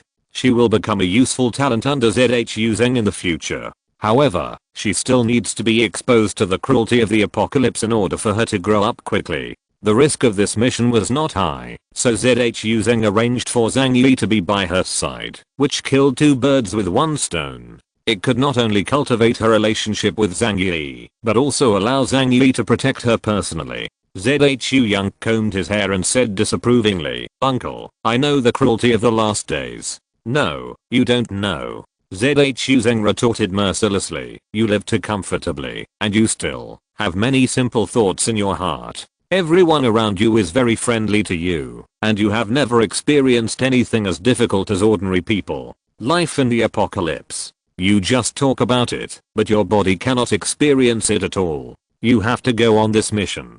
If you fail this time, you will be a clerk in Blizzard City from now on, responsible for printing documents and answering phone calls. Leo ZHU's family does not raise idle people. ZHU Young felt a little desolate in her heart. She didn't expect that her uncle, who had always loved him, would actually use her as a tool to consolidate his power. For a moment, she even had the urge to cry. But she forgot that, if it weren't for the fact that she was ZHU Zheng's niece, it would be difficult for her to survive after the apocalypse. I understand, isn't it just to marry him? I'll just do it. ZHU Young sniffed and stood up, as if he had made a big sacrifice. Don't worry, I will complete this matter smoothly. Zhang Yi finished collecting the necessary resources at the military supply office. This includes a large number of shipborne weapons and equipment, and fuel. Although there is no shortage of fuel in Cheyenne City, Zhang Yi has never taken anything for nothing. He deserves all this, so how can he be polite to Leo ZHU? ZHU Young approached Zhang Yi. Although she still had a grudge against Zhang Yi, thinking of ZHU Zheng's order, she still tried her best to put a smile on her face. Zhang Yi said coldly, please call me by my code name when working. ZHU Young's expression froze. Is it necessary to be so serious? Some things are the most scary thing as habits. Zhang Yi glanced at her and said, this time we are going on a long trip to the sea. The most important thing along the way is to hide our identity. So people must not know that I'm Zhang Yi. By the way, you can't even call me by my code name on the road. Then you will call me Mr. Zhang, and I will call you Miss ZHU. Zhang Yi couldn't help but raise the corner of his mouth when he thought of ZHU Zheng's interpretation of the word miss. ZHU Young gathered her long hair, revealing her white neck. Okay, then it's up to you. Zhang Yi was confirming the supply list with the quartermaster. She came to Zhang Yi and said next to him, if there is anything else that needs attention, please tell me clearly at some time. Okay. After Zhang Yi confirmed the supplies, he said to her calmly, I'll send it to your email later. Zhang Yi's cold attitude made ZHU Young very angry. Hey, they just said you were rude when shaking hands. Why are you so cold to them? After all, we are also partners on a mission together. There is no need to be like this, right? Do you want to be so cold to me in the next few months? Zhang Yi glanced at her in a funny way. You also know that we are just partners on a mission, so we can all perform our duties. There is no need to act like we have a good relationship, right? If the circles are different, there is no need for hard integration. With Zhang Yi's current status, even ZHU Zheng has to be polite to him. Naturally, there was no need for him to please the eldest lady of the ZHU family. ZHU Young couldn't help but feel a trace of regret in his heart when he thought of his attitude when he first met Zhang Yi. If she had known earlier, her attitude towards Zhang Yi would have been better. Zhang Yi said to ZHU Young, we set off from the seaport of Cheyenne City. I don't plan to take anyone from Blizzard City with me on the way. We will use crew members from Cheyenne City. ZHU Young nodded. Then I'll go with you. Chapter 787 The most terrifying comparison. ZHU Young is ZHU Zheng's eyes and ears. Zhang Yi thinks so in his heart. Therefore, he did not refuse to take ZHU Young with him, but he would not deliberately please her because of this. Anyway, the mission of the two of them is just to evacuate overseas Chinese, and there is no need for much communication. Zhang Yi left Blizzard City with ZHU Young and took a special train back to Cheyenne City.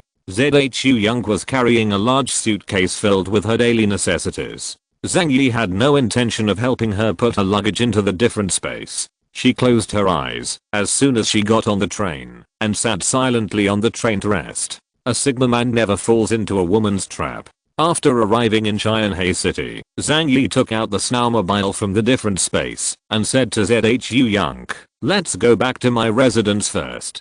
ZHU Young's heart moved. Go back to your residence? She looked Zhang Yi up and down and asked suspiciously, what do you want to do by bringing me a girl home? Zhang Yi was speechless. Are you going? I'll just go. ZHU Young felt a little uneasy and secretly wondered if Zhang Yi had an insight into ZHU Zheng's thoughts and planned to take the opportunity to do something to her.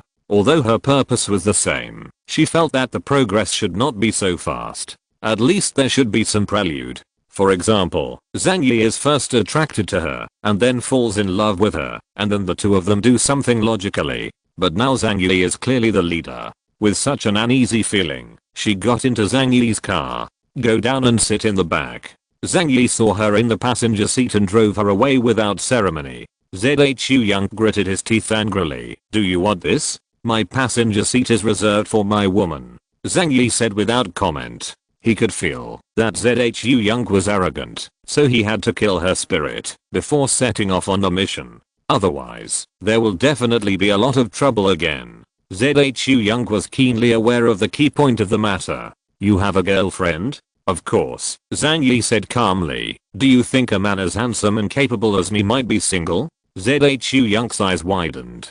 Her uncle actually asked her to chase a man who had a girlfriend? Thinking of her uncle's extremely realistic style of acting, Zhu Yang reluctantly accepted the reality. She thought to herself, it doesn't matter, even if he has a girlfriend, I can still snatch him away. Zhu Yang prides herself on being sexy, beautiful, knowledgeable, and a top socialite with superior wealth. She still has this confidence. But she still went to sit in the back obediently. While on the road, looking at the snowy land outside, she gradually began to calm down. Reflect on whether there were any problems with your previous actions. Being with Zhang Yi is just a task assigned by the uncle. In Zhu Yang's eyes, Zhang Yi is a man who has great shortcomings, but seems to be reliable, based on all the conditions. As long as you marry him, you will be able to enjoy a superior life in the future, and be the wife of the investigation captain that everyone envies. She is an exquisite egoist, and it is not unacceptable to sacrifice her appearance in order to achieve her own goals.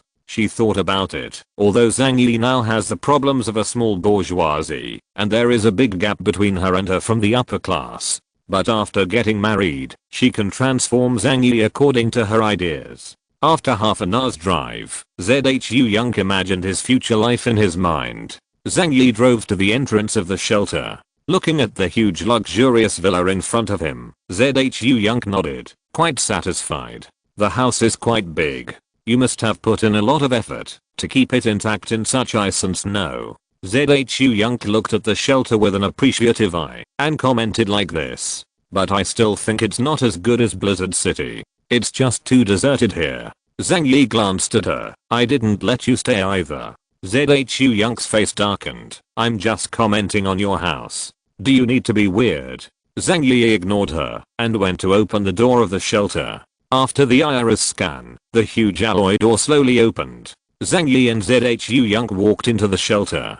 After seeing the luxurious and warm decoration inside, a different light finally appeared in Zhu Yang's eyes. She originally thought that places outside Blizzard City were a desolate and decadent scene. Even if there are traces of human activity, they must be living in a bad way. But everything inside the shelter shocked her completely. Warm and gorgeous, she can certainly tell that all the decorations are of the highest quality. Even the carpet underfoot is a hand-woven product imported from Rome. A small piece of a few square meters costs tens of thousands of Colombian coins. That's 20 yuan in Chinese dollars. Not only carpets, sofas, ceilings, cabinets, chairs, but also all of them are from the most luxurious brands. After the apocalypse, even Zhu Zeng has not enjoyed such a luxurious life, let alone her small villa in Blizzard City. Where did you get these things? Zhu Yang forced himself to suppress the shock in his heart and asked, pretending to be calm.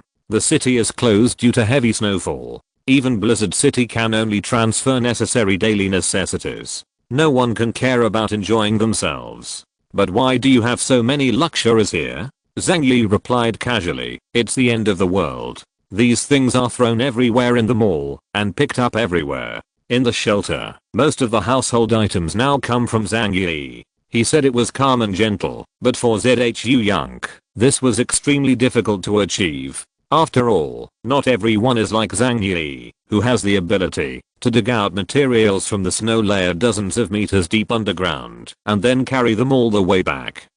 There's a guest at home. Just when Zhu Yang was shocked, a pleasant voice suddenly came from his ears. She turned her head to look, and she couldn't move her eyes away. Standing in front of her was a tall and beautiful woman wearing a blue dress. Her makeup is very delicate, her fair and pink face is flawless, and her elegant figure is perfectly highlighted by the tight dress. That's a true golden proportion figure. You can exercise it just right without looking too thin. When he saw her, Zhu Yang couldn't help but touch his arm. She suddenly felt uncomfortable anywhere on her body. She was obviously a beautiful and elegant woman, but when compared with the woman in front of her, Zhu Yang felt self-harming and ashamed from the bottom of her heart. With a soft smile on Zalkea's face, she also looked at Zhu Yang.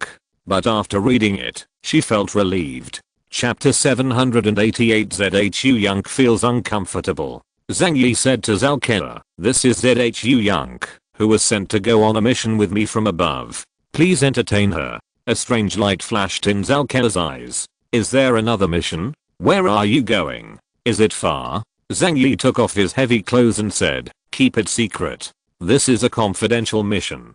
I can't take too many people with me." Zalkea politely greeted Zhu Yang. "What would you like to drink? Coffee or tea?" Zhu Yang bit her lip and said, "Thank you, I'll just drink boiled water." Zalkea started chatting with Zhang Yi while going to pour water for Zhu Yang. "Do you need us to help you prepare? If the journey is long, take me with you. It is more convenient to have a doctor by your side." Zhang Yi was lying on the sofa, thinking in his mind, "Don't worry, I have other things to deal with here." While the two were talking, Yang Xiao and Zhao Heimei heard the sound and came out. Seeing them, Zhu Yang shouted in surprise, "Are you Yang Xiao and Zhao Heimei?" Yang Xiao and Zhao Heimei were both famous celebrities before the end of the world, so of course she recognized them. The two of them learned about Zhu Yang's identity and greeted her politely. In Zhu Yang's heart, he began to have some strange feelings towards Zhang Yi. She made some insinuations and found out that Yang Xiao and Zalkea were both people around Zhang Yi. This made her a little uncomfortable. Although in her world, capable men are always surrounded by many women. But Zhang Yi is already her prey in her heart. How can she be so bothered? For a while, she began to feel depressed again. One after another, other people in the family were also called out. Yang Xiao's face began to lose its calmness. In addition to Zalkea and the other three, there are actually several young and beautiful girls in this family. In terms of appearance, Yang Xingxin is no less than Zalkea and Yang Xiao. The key is that she is young and lively. Lu Karen and Liang Yu are also very good looking. The key is that they both have a very special temperament, not the temperament of an independent woman like of ours. There were so many warblers and swallows that Zhu Yang began to feel a little irritable. "Ahem, Mr. Zhang, when do we set off? There is a saying I don't know whether to say or not. This is a confidential mission, so it's best not to bring anyone who is not related to the mission." Zhang Yi took a deep look at Zhu Yang. After being silent for a few seconds, he said to Yang Xiao, "Arrange a room for Miss Zhu so that she can rest." Zhu Yang naturally heard that Zhang Yi had something to talk to the people around him and did not want her, an outsider, to be around. She stood up proudly and went with Yang Xiao. After a while, Yang Xiao came back and said with a smile, she likes the room arranged for her very much. After that, she sat next to Zhang Yi and asked, "Zhang Yi, who is she? Is she a powerful stranger from some investigation team?" At first, the people in the shelter were a little in awe of Zhu Yang. They thought that the person who could be sent by Zhu Zeng to perform tasks with Zhang Yi must be a master with extraordinary ability. Zhang Yi said calmly, "It's just related to her. She is Zhu Zeng's niece. You should let me take her to brush up on her resume so that she can be promoted later." Yang Xingxin's eyes were filled with amusement. She tilted her head and looked at Zhang Yi's side face. "But why do I feel that her attitude towards you is a little strange?" Zhang Yi sneered, folded his arms and said, "After all, he is a child of the leader's family, so he is used to being arrogant." Yang Xingxin smiled strangely. She and Zalkea exchanged glances and then said, "Brother Zhang Yi, you don't understand women. I think she seems to be plotting against you."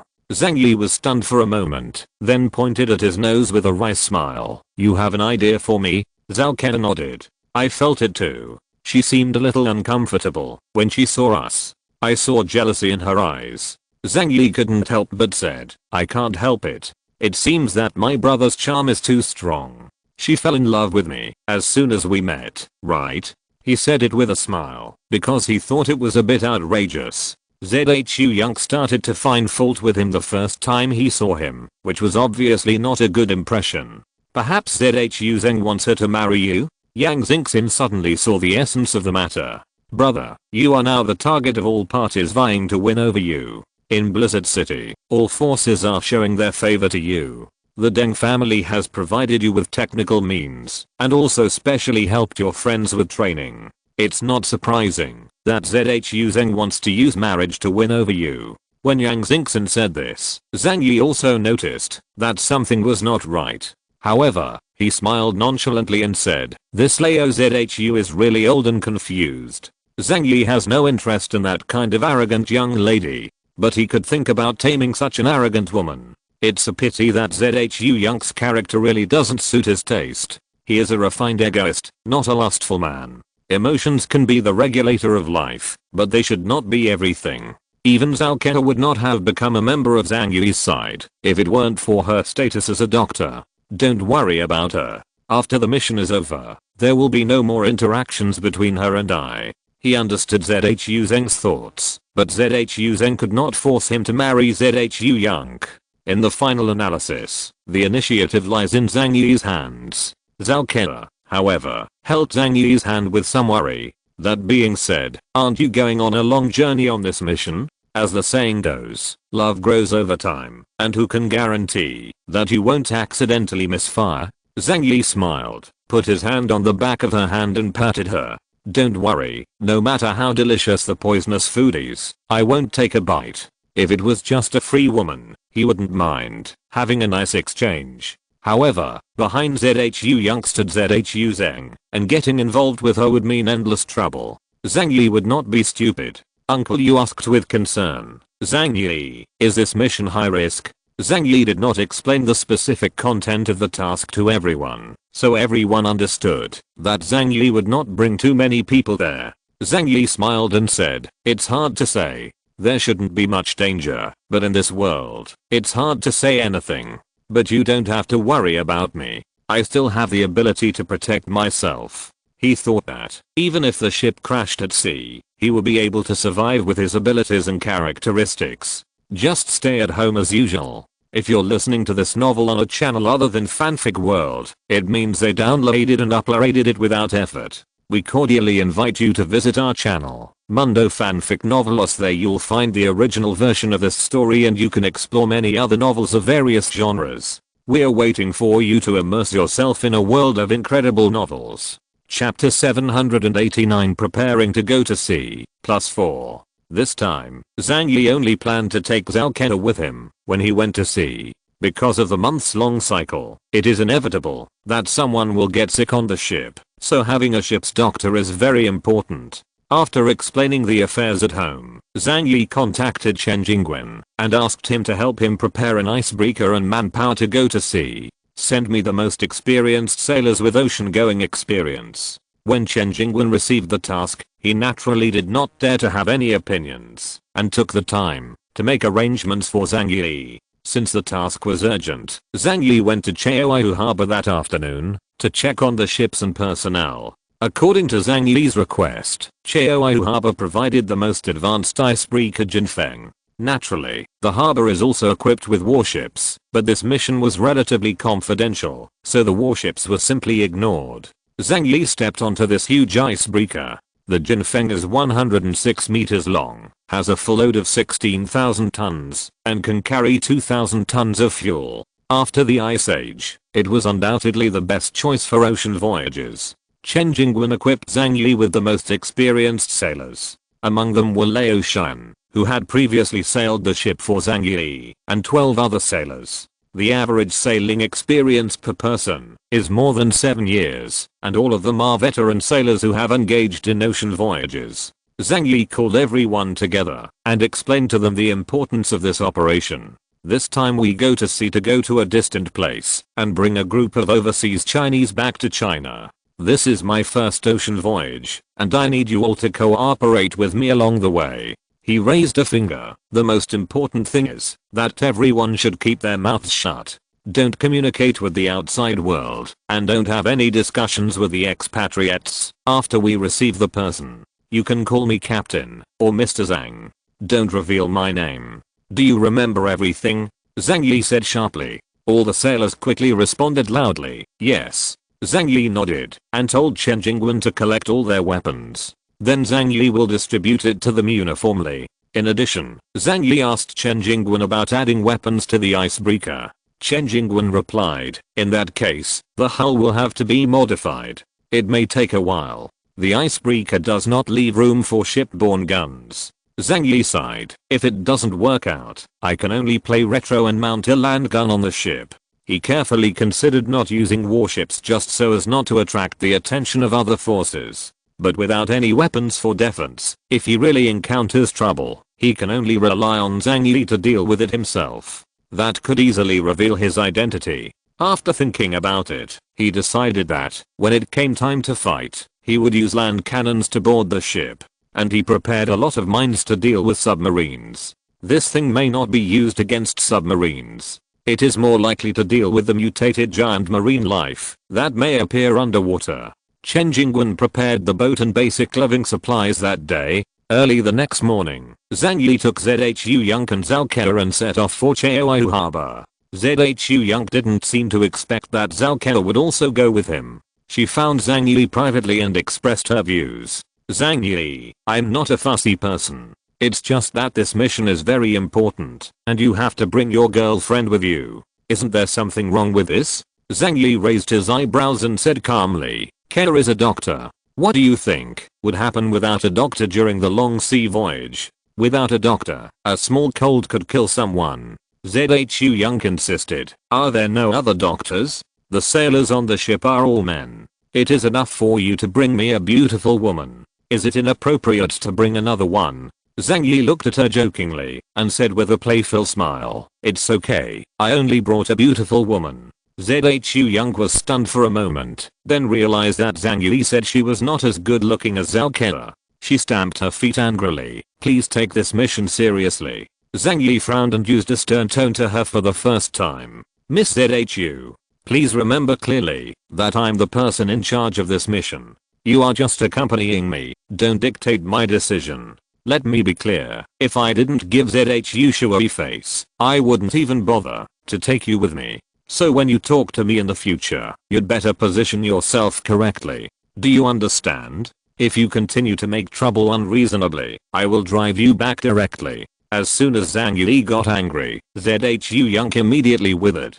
He was a man who had experienced mountains of corpses and seas of blood. When he got angry, the murderous aura in his body was enough to make such an inconsiderate young lady tremble. She was so submissive that she couldn't even say a complete sentence. Zhang Yi didn't even look at her and turned around to look for Zhao Ke. But after he left, Zhu Yonk turned to look in the direction he left, and his eyes began to look a little strange. Ever since she was a child, no man has dared to yell at her. She suddenly felt that Zhang Yi was very masculine, which made her a little excited. Zhang Yi came to Zhao Ke's room. She was sorting out her clothes and personal belongings. With more than a dozen suitcases full of things, she didn't mind it. Anyway, with Zhang Yi's space, no matter how many things there were, it wouldn't be a problem. Zhang Yi leaned against the door and watched her bending down to pack her things. Her beautiful figure and perfect curve still made his heart flutter. Zhang Yi folded his arms and said calmly, it's very hard to go to sea for a long trip.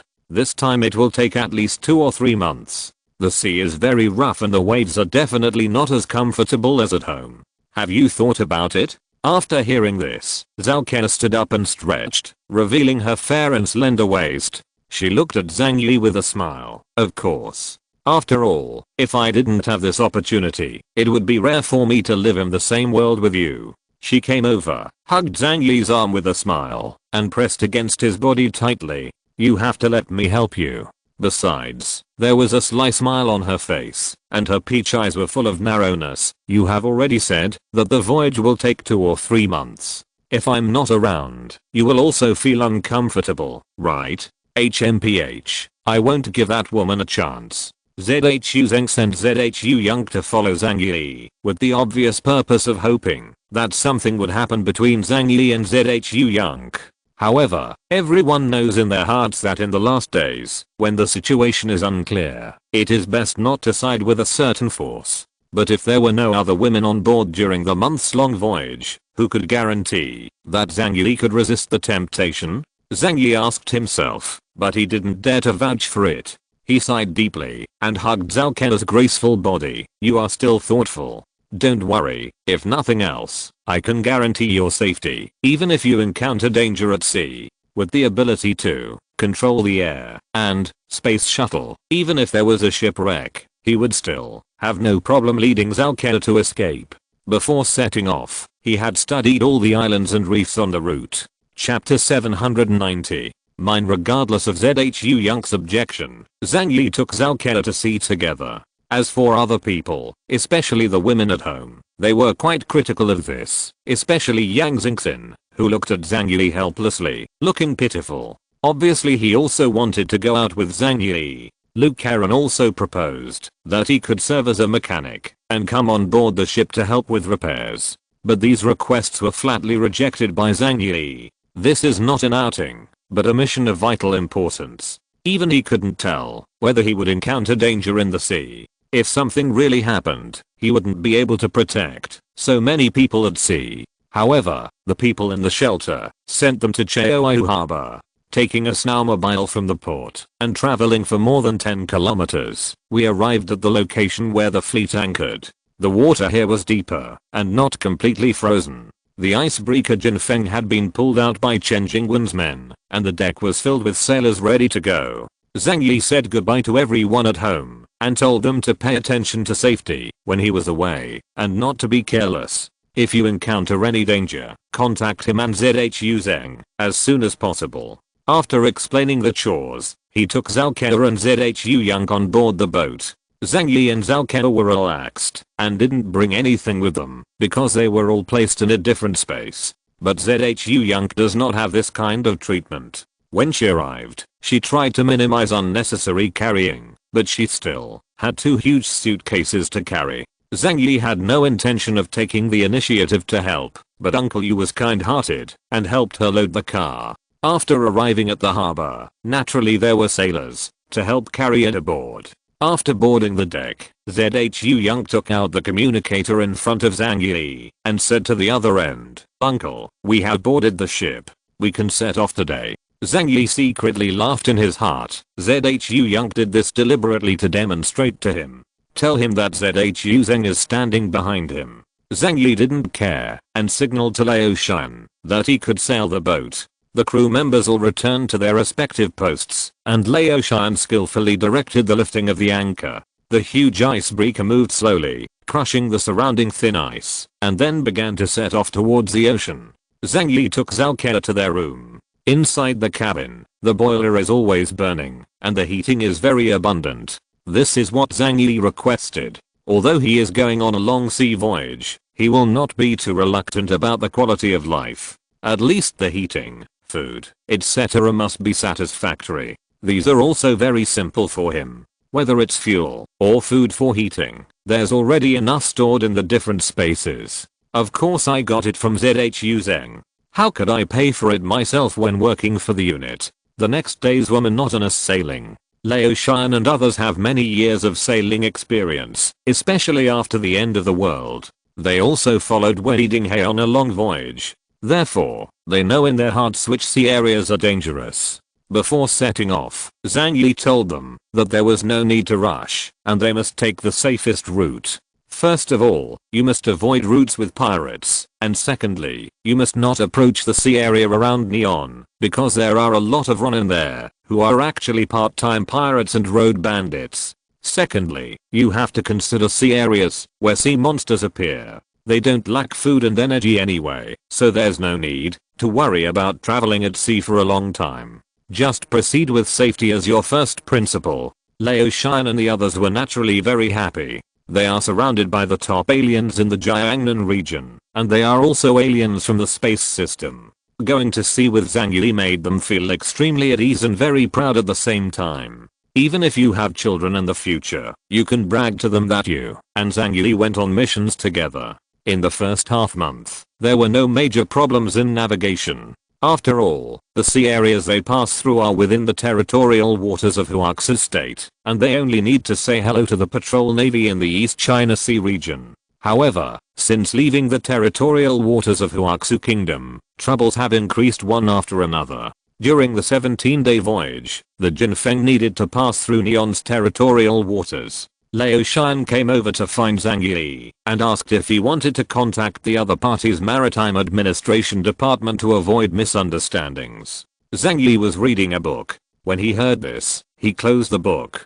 On it was the title 1Q84 in italics. No, just go there. If you encounter someone blocking the way, let's talk about it. Zhang Yi did this for his own reasons. After the end of the world, the population of various countries in the world has dropped sharply, and their military strength and defense capabilities have also been severely damaged. Even the Huaxi Kingdom cannot completely control the surrounding sea areas. This also means that the ocean is gradually becoming a chaotic place. Neon itself is divided into two major forces, and the navy is probably unstable. Neon's maritime self-defense force doesn't have many defensive forces such as ships, so don't worry about it. If you take the initiative to contact you, it will easily arouse the other party's suspicion. If something really went wrong, it would be fine to let Zhu Zeng talk to the other party. Lao Shan got Zhang Yi's order and left. A few hours later, they received a warning from the Neon Maritime Self-Defense Force.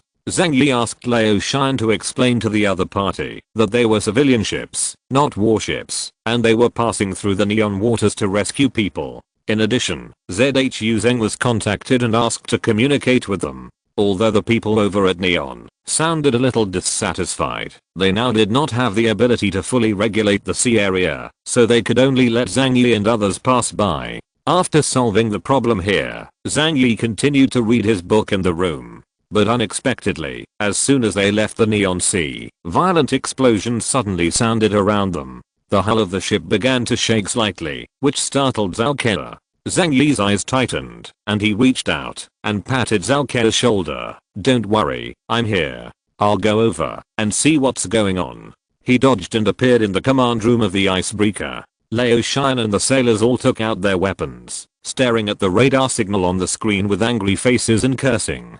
Zhang Yi noticed many small red dots appearing on the radar. What's going on? As soon as everyone saw Zhang Yi, they immediately had a backbone. Mr. Zhang, this area has been mined. We must have encountered pirates. Lao Shan smoked his cigarette pipe with a gloomy look. It must be the damn Neon people who did it. They sent us out on the front foot, and then informed the surrounding pirates of the news. A playful sneer appeared at the corner of Zhang Yi's mouth. How's the hull? It's nothing serious. Our ship is very strong. But these mines are just a roadblock.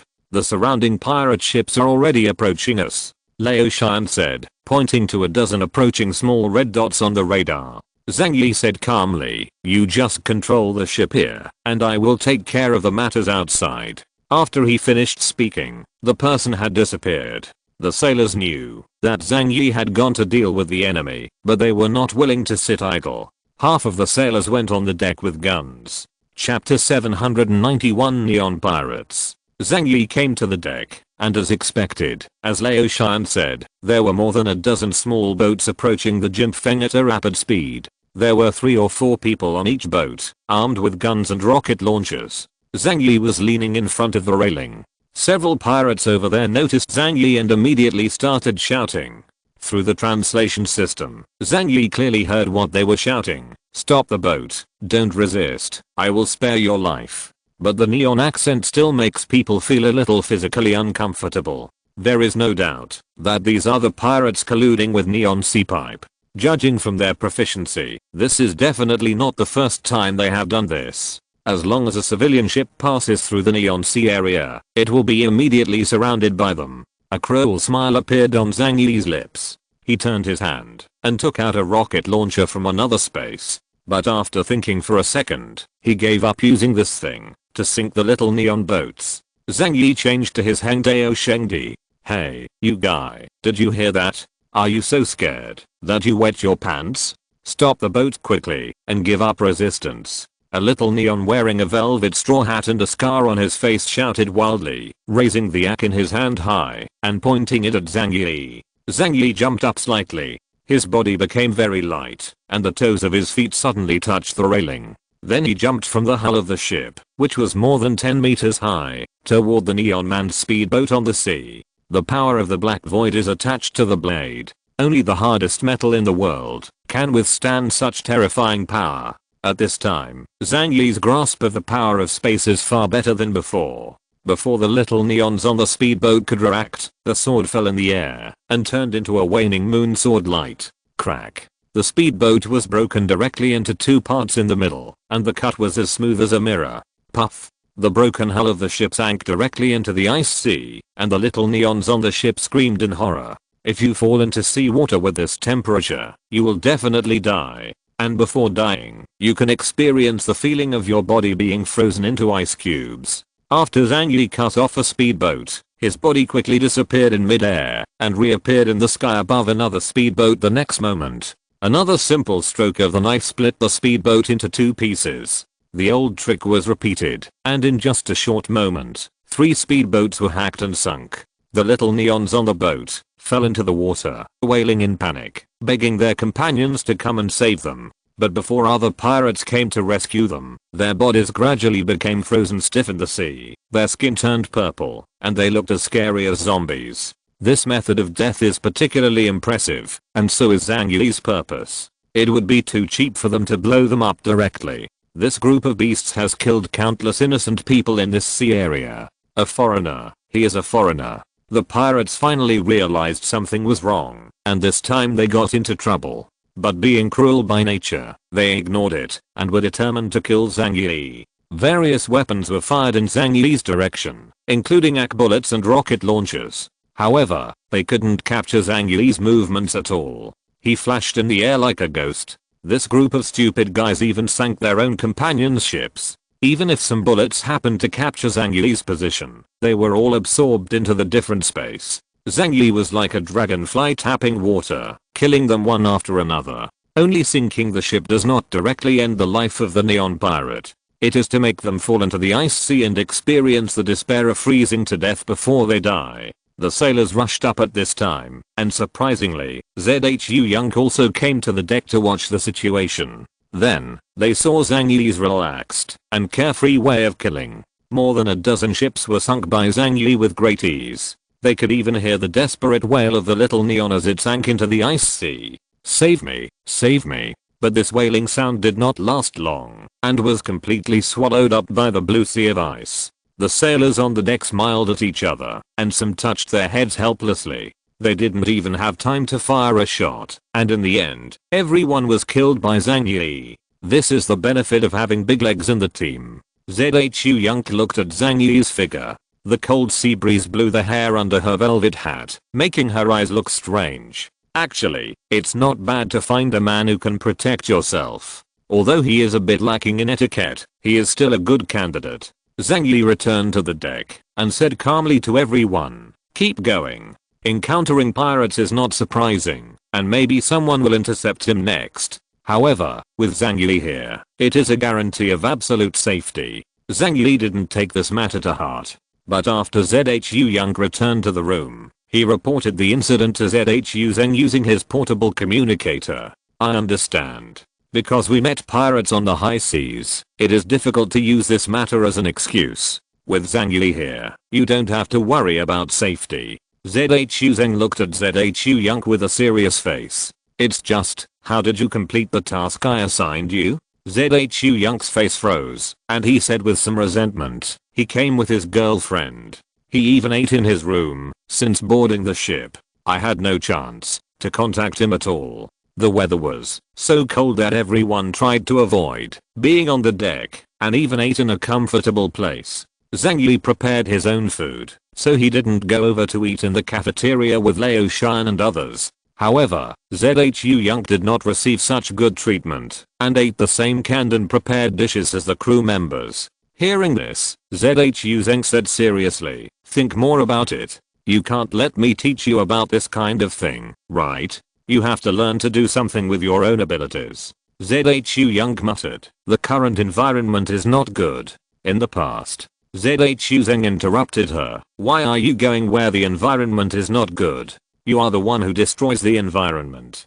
Don't always act like a lady. Take the initiative. Zhu Young hesitantly agreed. But she felt a little aggrieved. She turned on her phone and looked left and right at her face. How am I worse than Zhao Ke? Why doesn't he come over to please me? Zhu Young didn't understand in his heart. She just looks a little worse than Zhao Ke. Her figure is not as good as hers, and her temper is a little bit louder than hers. Apart from these, in what way is she inferior to Zhao Ke? The Jinfeng left this sea area. A few hours later, a ship sailed nearby and discovered the frozen bodies. Physics is amazing. A body frozen into ice blocks will float on the water. When the people on the boat saw these corpses, they were surprised to find that the corpses were all intact. In other words, they were not killed by firearms, but fell into the water and drowned. But what should be done to make a group of pirates who are good at water freeze to death in the ice sea? And where are those speedboats? It looks like there are powerful aliens on that ship. On the bow of the ship, the leader of a pirate organization said cautiously, "It's a ship from the Huaxu Kingdom. Their people rarely leave the southeastern sea, but this time they traveled across the ocean. It's very strange." The person next to him said, "This is a weird thing. But we can't control it. The gap between our strength and Huaxu Kingdom is too big. Hey, you can tell the Colombian troops this news. They will definitely be interested in this news." After several pirates discussed it, they did not dare to pursue the Golden Edge. Instead, they chose to return to Neon Island and pass the news to the Colombian troops stationed on Ruthlessly Island. Chapter 792 Colombian Ocean Fleet. Neon, Ruthlessly Island. Since the last century, the Colombian Ocean Force has been stationed here, with a total of troops stationed. Although the number is not too large, in the current situation of modern warfare, this force relies on the advanced aircraft carriers and warships in their hands, and has always been a presence in the ocean area that no one dares to ignore. After the arrival of the Ice Age, the entire Neon Islands fell into a severe ice panic. The people at the bottom lacked food and clothing, and most of them died of cold and hunger. But the Colombian Ocean Forces have always enjoyed a privileged life. Because according to the agreement between Neon and Colombia, the living supplies of the ocean-going troops must be guaranteed. So it's ridiculous to say that the civilian mortality rate on Rope Island is as high as 90%, but few among the ocean-going troops died of hunger and cold. Even the canned food they abandoned fed many locals. This scene is very similar to a century ago. However, due to the advent of the Ice Age, the transportation between the ocean-going troops and the mainland of Colombia on the other side of the ocean was inconvenient. Instead, the ocean-going troops became a local warlord-like existence. There is an ambiguous relationship between the oceanic fleet and the top brass of Colombia. Although they ostensibly obey the command of Colombia's top brass, they have great autonomy in the ocean area. The 5-star General Douglas, commander of the Colombian Ocean Force, also became the local emperor. On this day, the communications department of the ocean-going force received a call from the Neon Maritime Department, informing them of the discovery of the Huaxu State icebreaker heading to the southeastern waters. This news naturally attracted the attention of the ocean-going troops. As their most powerful opponent in the ocean region, after the end of the world, all ocean actions of the Huaxu Kingdom will attract their attention. So the news was reported to the level of Colonel Carl Rosen, commander of Task Force 50. After seeing the intelligence, Carl Rosen attached great importance to this issue. After the arrival of the Ice Age, all countries are in a difficult survival situation, and it has been very difficult to maintain the basic operation of the country. At this time, why are there civilian ships from Huaxu State sailing out to sea? How do they provide supplies along the way? Staff Lieutenant Trundle stepped forward and said, "Do you want to intercept them? Investigate carefully." Carl Rosen frowned and fell into thought. On the high seas, if the civilian ships of Huaxu State are intercepted rashly, it will definitely cause huge controversy. At present, the ocean-going forces are independent from overseas, and the global situation is very delicate. They are not willing to conflict with Huaxu State. Otherwise, in a real fight, Huaxu Kingdom's Zephyr could easily destroy their aircraft carrier battle group. Carl Rosen carefully examined the information in his hand. It is easy to find information about the Jinfeng. After all, it is one of the most advanced icebreakers in the world, and all kinds of information are recorded in detail. The private ship belonged to a couple who loved traveling around the world before the apocalypse. After the apocalypse, it fell into the hands of an armed organization in Qianhe City. Civilian ships cannot carry a large number of weapons. Carl Rosen thought for a long time, and finally made a decision. Don't pay attention to it. It is just a civilian ship, and will not have any impact on us. However, we must monitor its position along the way and report to me immediately if any abnormality is discovered. Yes, Colonel. Trundle took the order and asked the investigation department to pay attention to the ship's movements. In fact, even if they did board the ship for inspection at this time, they would not be able to find any problems. The biggest secret of Zhang Yi's mission is that something in his mind is valuable to someone on Yanliu Island. So on the way here, Zhang Yi was prepared to be intercepted and interrogated. With Huaxu Kingdom at his back, he was not worried that the various regional and national forces along the way would really break up with them. Except for pirates, Zhang Yi is not afraid of encountering those miscellaneous troops. Trundle took the order and came to the reconnaissance department, which is responsible for the radar station and satellite monitoring of the entire naval base. They can receive signals from more than half of the ocean. Trundle found the head of the investigation department and assigned him the task of monitoring the movements of the Jinfeng. The person in charge, Major Hellison, said confidently, "Don't worry, as long as they are still sailing in this sea area, it is impossible to escape our sight." Trundle said, "Unless they use military-grade shielding equipment. But that also means that they are not civilian ships, but ships carrying out special missions in Huaxu Kingdom." Both of them had meaningful smiles on their faces. In that case, things have changed again. While he was talking, Trundle saw a pile of A4 papers piled next to him, with dense symbols and English written on them. Is there still so much news like this recently? He picked up a piece of paper and it read, "We have been trapped in Maris for half a year. Please send warships to protect us quickly. Otherwise, sooner or later we will be made into bacon by the pirates here. For God's sake, save us." The signature is Jackman Brick, president of Advocate Marine's Ocean Division. Harrison said disapprovingly, "These rich guys are still alive in the end of the world. But they actually want us to save them. It's really funny. I can't even figure it out now. How did someone with such a head climb to such a high position?" After the end of the world, ocean voyages became extremely difficult. If it weren't for the big forces, they wouldn't be able to afford it. First of all, ships need to be strong enough to deal with the ubiquitous pirates and sea monsters in the depths of the ocean. Secondly, the difficulty in transporting fuel also prevents the Navy from easily dispatching ships. After the end of the world, hundreds of thousands of Colombian citizens living in the ocean area have applied for rescue. Navy Commander Douglas only gave one answer: let them pray to God, and not to the Navy. After solving the pirate problem, Zhang Yi and his ship continued to move towards the distant Yanliu Island. It wasn't until he entered the high seas that Zhang Yi realized more clearly why ZHU Zheng insisted on letting him carry out this mission. Long voyages over the sea are boring and dangerous. There must be a captain who can carry a large amount of supplies and can also fight to lead the team. Only then is it possible for a civilian ship to reach the Southeast Asian islands 3,700 kilometers away. However, the initial contact with Neon was just a prelude. The Jinfeng traveled for another 7 days. In order to avoid the dangerous deep sea area, Lao Shan always traveled along the edge of the land.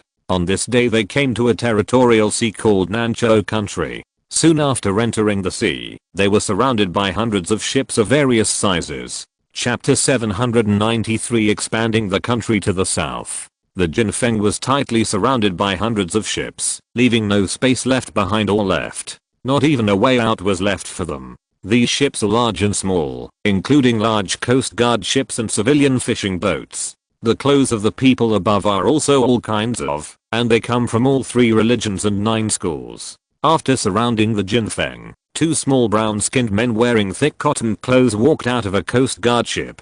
They held an axe in one hand and a loudspeaker in the other hand to shout to the ship. Liu Shan didn't panic. He put on his body armor, asked the sailors to get their rifles and blast shields, and walked onto the deck. He began to communicate with those people in the local dialect. The people on the boat will dock immediately. We need to board the boat for inspection, shouted a group of people holding weapons and looking like a military organization. Liu Shan didn't show any timidity. We are the ship of Xianhai City Chaoyu organization. Please get out of the way. The Chaoyu organization used to traverse the sea area and had some reputation. This was not the first time he had seen this situation. These small countries in the southern seas have been completely in chaos since the end of the world, and all the people are bandits. As long as you pass through their waters, you will definitely be stopped.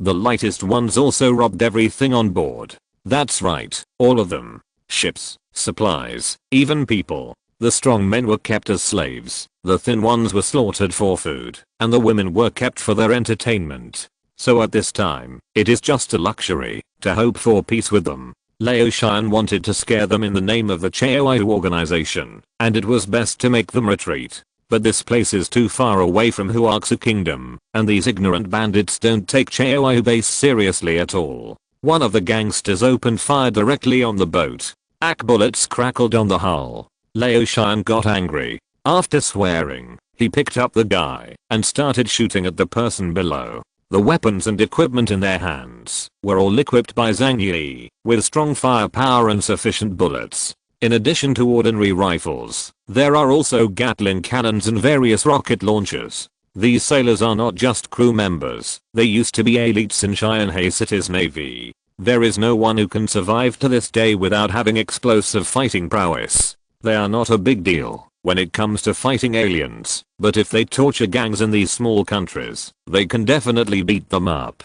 The weapons of these gang members were much cruder, and some even came with kitchen knives and spears in their hands. Liu Shan and the others fired bullets openly. Zhang Yi told them that there was no need to save on weapons. Anyway, they were all obtained from the Jiangnan region arsenal. For a time, more than a dozen sailors on the Jinfeng were on full fire. Liu Shan personally came to the bow of the ship, opened the deck, and immediately a Gatling cannon was flipped out. There was a thick metal baffle in front, and the huge gun muzzle had more than a dozen barrels. Liu Shan roared angrily and started shooting at the dozens of small boats ahead.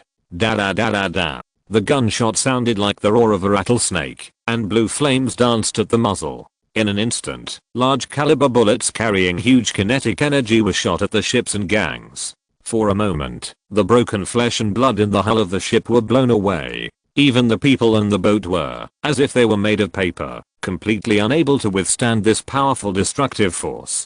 The ocean quickly turned blood red, and the gangsters screamed and wailed, hurriedly running for their lives.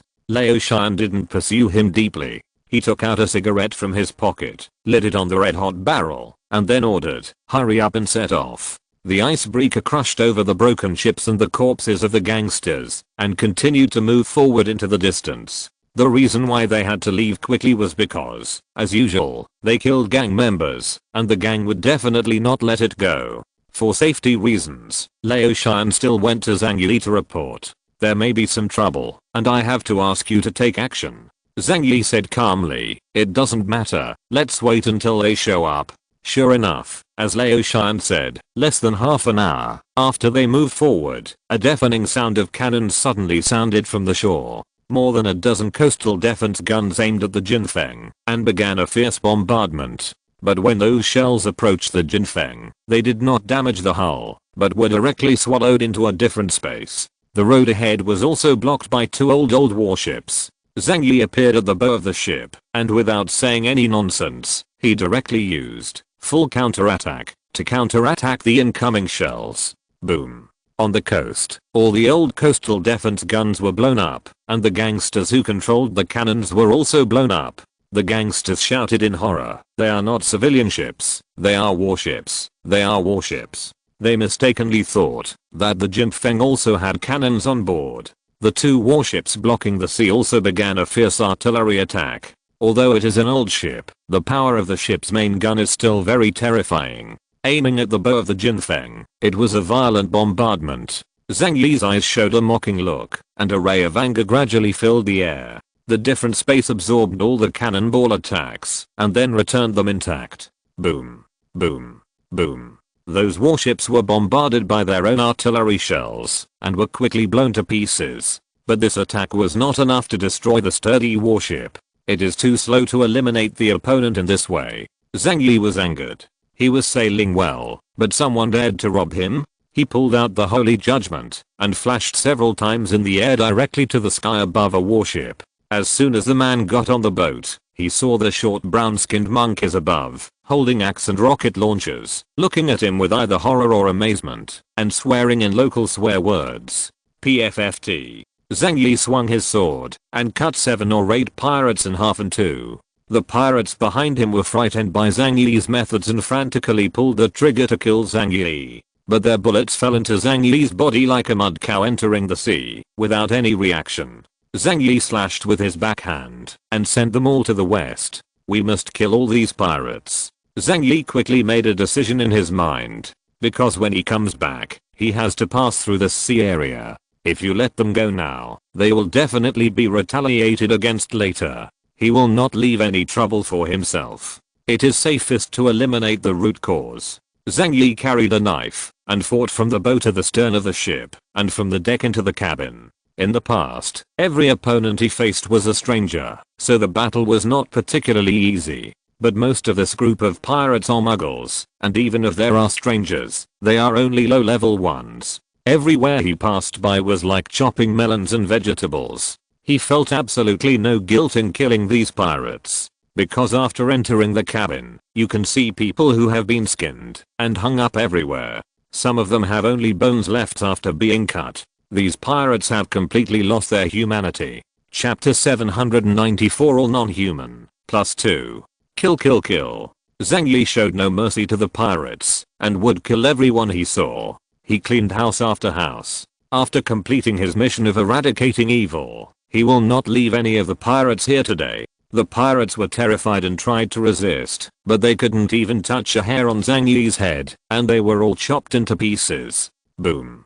Zhang Yi chopped up a door with a knife, then kicked it open and walked in. The room was dark, there was an extremely unpleasant smell in the air, and there was excrement everywhere on the floor. In the corner, he saw 5 or 6 women chained up, all covered with mud, and their eyes had long lost their light. Zhang Yi frowned, casually cut off the chains on their bodies, and then planned to turn around and leave. Whether they can survive next depends on their own fate. But just as he was about to step out of the room, a new idea appeared in his mind. He turned around, adjusted the intelligent voice system to the local language, and said to the women, "Do you know where those bastards' lair is?" The group of women watched the chains that tied them being cut off, but they huddled together in fear, looking at Zhang Yi indifferently, but did not answer his words. Zhang Yi continued to ask, "I'm here to help you kill those scum. If you tell me where they are, I can help you take revenge." Zhang Yi thought for a moment, took out 2 large bags of bread from the different space, and placed them on the ground.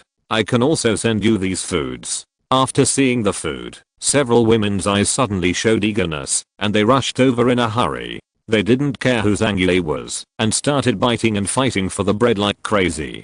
Zhang Yi took 2 steps back, to prevent the stains from them from getting on his clothes. After all, they were covered in feces. I said, "Do you know where their lair is?" A woman raised her head curiously, and looked at Zhang Yi while eating bread. She laughed stupidly. "There is no nest. There is no nest. Everyone has become a ghost, and they are not good people." This sentence made Zhang Yi completely understand the situation of this small country. A small country with few people and shortage of supplies. After the end of the world, everyone went crazy. Either be eaten or eat people. There is no living person on the island who is not a member of the pirate gang. "So, do you know where the biggest group is?" Zhang Yi asked patiently. The woman's eyes rolled up, and it could be seen that her mental state was already abnormal. After thinking for a long time, she said with a smile, "General Baocha. General Baocha has the most soldiers. The whole island is under his control." "Thank you, I know now." Zhang Yi left the ship, then boarded another ship, and performed the same cleaning. Zhu Yunk's voice came from the communicator. "Mr. Zhang, let's leave as soon as we clean up this group of pirates." There is no need to massacre, otherwise it will be easy for others to use this as an excuse to attack us. Lao Shan's voice was on another channel. Mr. Zhang, what should we do next? Zhao Ke also asked about Zhang Yi's external situation. Zhang Yi opened the public channel and pulled them all in. All pirates on the island must be cleared. Otherwise they will become a problem for us when we return. Zhu Yung suddenly became anxious. Zhang Yi, if you do this, it may cause international disputes. Zhang Yi said coldly, when they attacked our ship, they were already sentenced to death. Also, Miss Zhu Yung, let me remind you that this is the end of the world. Zhu Yung said calmly. Zhang Yi, now I know you are very excited, but please don't be excited yet. We are carrying out a secret mission this time, and it is not suitable for being too high profile. Now that we have killed the pirates who blocked the road, can't we leave as soon as possible? Zhang Yi has decided to kill. You think too simply. If we deliberately tolerate it, it will appear abnormal. Want to cover up?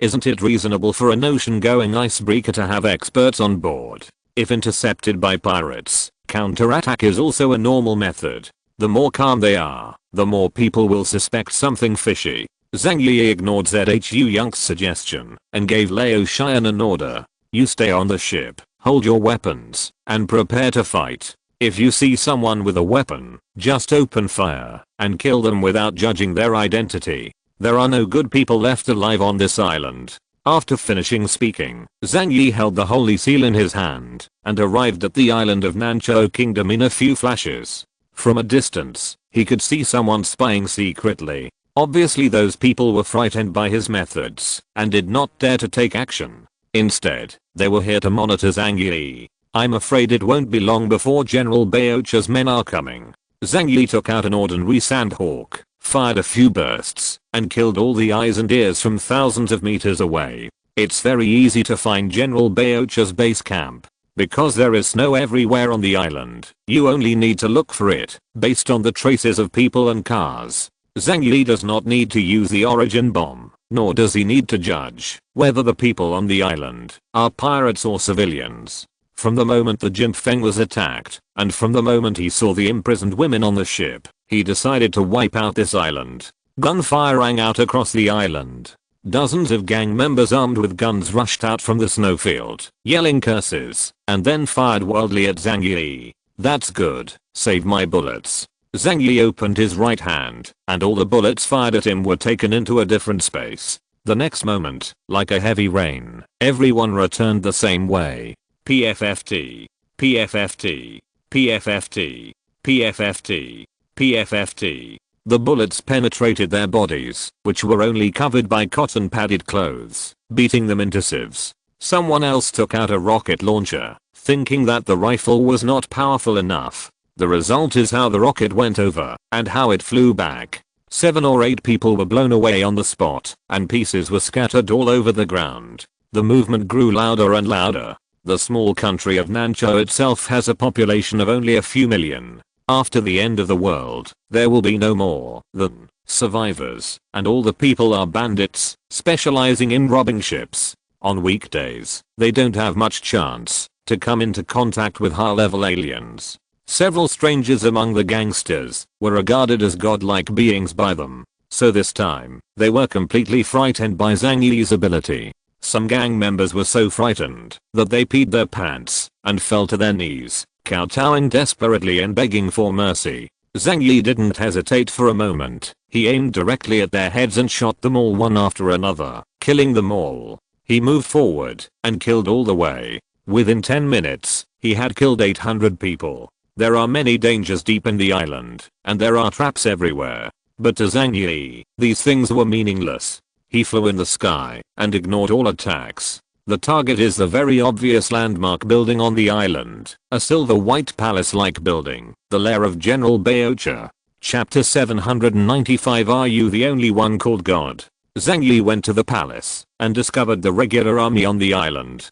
Different from the bandits who appeared before, they all wore standard military uniforms and the weapons in their hands were more advanced. When they saw Zhang Yi flying in the sky, they were all stunned. But there was still a man who looked like a captain, raising his gun and shouting, "Hey, stop. Who are you?" This is the territory of General Nancho National Treasure Chow. Get out of here right now. Otherwise, our great General Baocha will impose divine punishment on you. Zhang Yi lowered his head and looked at them, suddenly having some joking thoughts. I was robbed by your people just now. Should your Nancho country give me an explanation? The captain was stunned for a moment. His mouth was not very flexible, and he didn't know how to explain. This is all a misunderstanding. You should leave quickly. We can pretend this never happened. Zhang Yi sighed, but I can't just pretend it never happened. He stood high in the air, waved his right hand, and hundreds of grenades fell to the ground from the alien space. The soldiers only saw a bunch of black things falling down, but they didn't know what they were. It wasn't until they landed at his feet that his expression changed dramatically. Run. Boom. Boom. Boom. Boom. Hundreds of soldiers were killed on the spot. In the palace, General Baocha, who was wearing a white luxurious military uniform and with silver hair, looked at this scene with a gloomy expression. Where do these people come from? How dare they act wildly in my country? They are really looking for death. The captains of several guards around him hurriedly said, General, we can't let this man kill anymore. He has killed too many of our men. This will seriously affect our business. Another person also said, yes, without manpower, we will have to rob fewer ships in the future. General Baocha snorted coldly, if there are few people, just go and grab it elsewhere. However, it's time for me to take action. Let him know that the god of Nancho Kingdom cannot be offended. As soon as General Baocha finished speaking, he made preparations to start. The leather boot of his right foot hit the ground hard, and the floor exploded. Then he jumped up like an arrow and rushed towards Zhang Yi. The subordinates around him all looked at his figure with admiration. The general is a god. The undefeated god. Boom.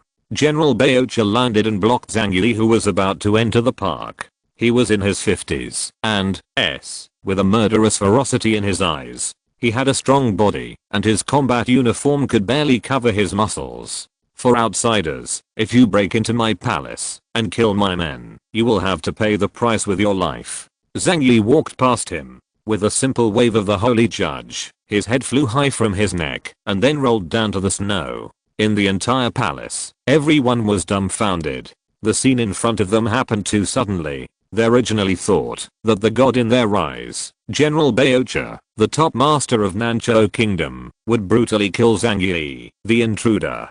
But, what's the situation? Zhang Yi walked inside, and suddenly he saw a trembling soldier. Where's your general? Zhang Yi asked coldly. The soldier pointed blankly at General Baocha, who was lying on the ground with his head missing.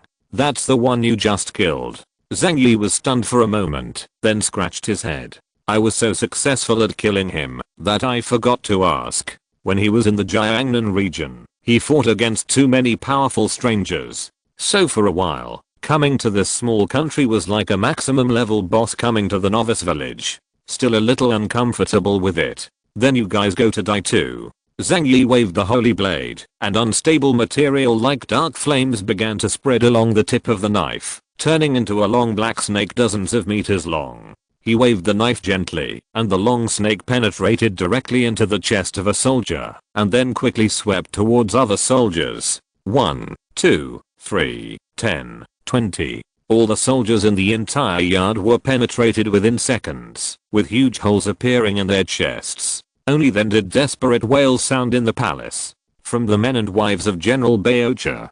Compared with the ordinary gang members outside, they are well dressed, and can even be described as gorgeously dressed. General Baocha's haremis, so huge that it can be called a rainbow band, with everything in it. Zhang Yi flew into the air with his knife, and he looked down at the huge palace. You don't need to guess to know that there must be many dark rooms here to facilitate General Baocha's escape.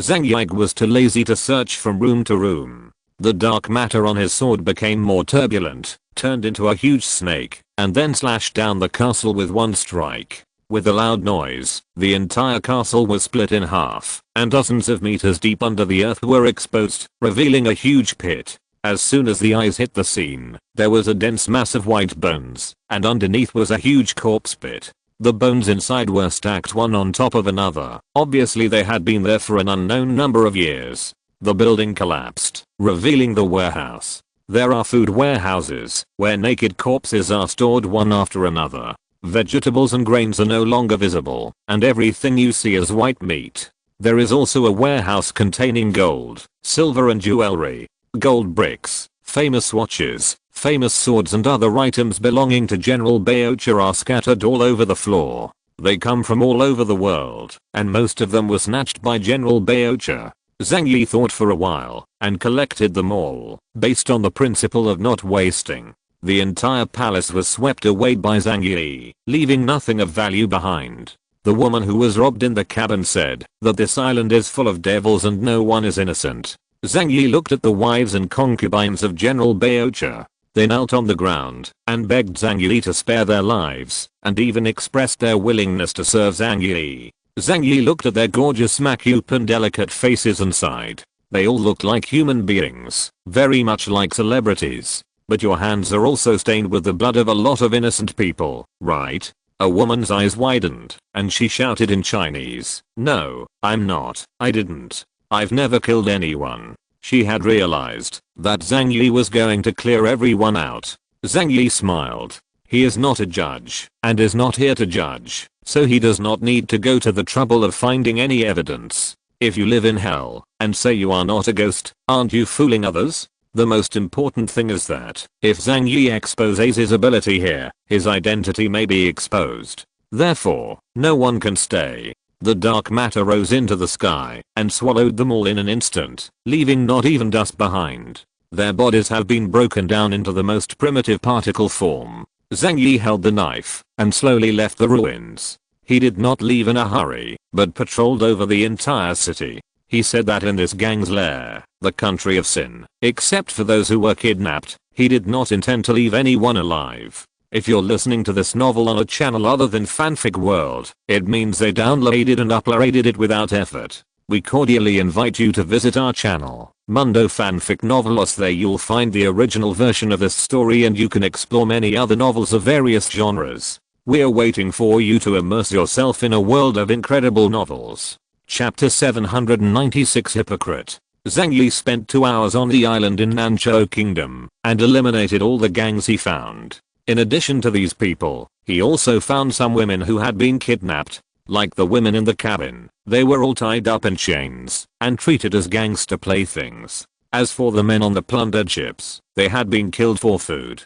In the spirit of humanitarianism, Zhang Yi burned all the corpses found so that they could rest in peace. But what to do with those women? Zhang Yi couldn't do much more than leaving a little food. According to their current mental state, even if they were let go, it would be difficult for them to survive. However, it is not ruled out that there are a few people who are determined.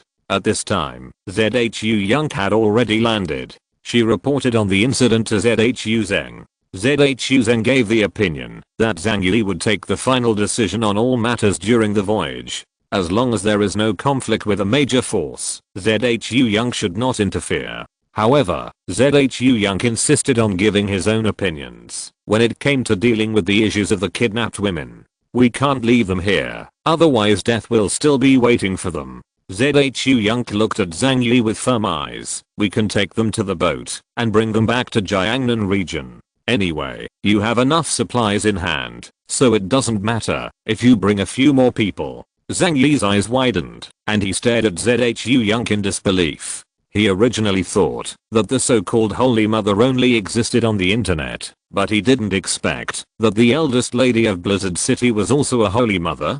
Do you know how troublesome it is for us to bring these women? Zhang Yi frowned and asked. Do you know who they are? If we let them on the ship, what if our mission is leaked? ZHU Young said to him seriously, no matter what the situation, human life is the most important. I can't bear to give up so many lives. They are all living people. She took a step forward and stared at Zhang Yi. You should know that if you give up on them, they will all die. Zhang Yi recognized a fact from her eyes. This woman means it. He suddenly thought that ZHU Young had been studying abroad, so her mind was full of Western things. Zhang Yi admitted that if he were one of these kidnapped people, he would very much like to meet a woman like ZHU Young. Unfortunately, he is not. And he is not a kind person. He is just an ordinary selfish ordinary person.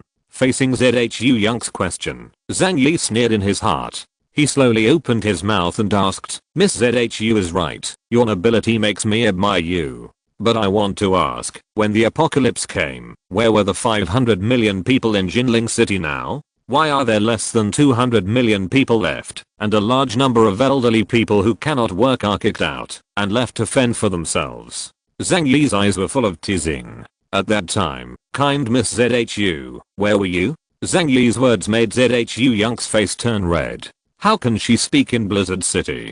But that's because of special reasons. Blizzard City doesn't have the conditions to support so many people. It's different now. The supplies you have are enough for them to survive. Zhang Yi asked, why? I have a lot of supplies, but if I really want to share them, I will give them to my compatriots, not to a group of people in a foreign country that I don't know. Miss ZHU, put away your cheap sympathy. This is the end of the world. Zhang Yi looked at the group of women wrapped in dirty blankets and sighed in his heart. He took out enough food for them to eat for a week from another dimension, then turned around and walked away. ZHU Young looked at the group of women fighting for food and looked helplessly at Zhang Yi. Without Zhang Yi's nod, she couldn't save these people, and the sailors wouldn't listen to her. She shouted angrily at Zhang Yi, but what's the point of doing this? Gave them some food to get such pitiful psychological comfort? You knew they would die. You knew it. You're just lying to yourself. Zhang Yi suddenly burst out laughing when he heard this. You are right. I left food for them just to make my conscience feel better. In fact, I don't care about them at all because I'm not so philanthropic to take care of everyone. Hypocrisy. Hypocrisy? Zhang Yi didn't care what ZHU Young said about him. He doesn't think he is a great person. He is even a little evil, so he doesn't care about any evaluation. He pointed at ZHU Young and asked sarcastically, a gentleman's deeds have no regard for his heart. At least I helped them. And Miss ZHU, the kind and great Miss ZHU, what have you done? Later, ZHU Young, in anger, kept his 3-day rations. And Zhang Yi really gave her face and told the kitchen that there would be no need to prepare meals for her in the next 3 days. The Jinfeng continued to move forward. ZHU Young got angry with Zhang Yi and locked himself in the room. Zhang Yi didn't care about her. He didn't do anything anyway, and he wouldn't starve to death for 3 days.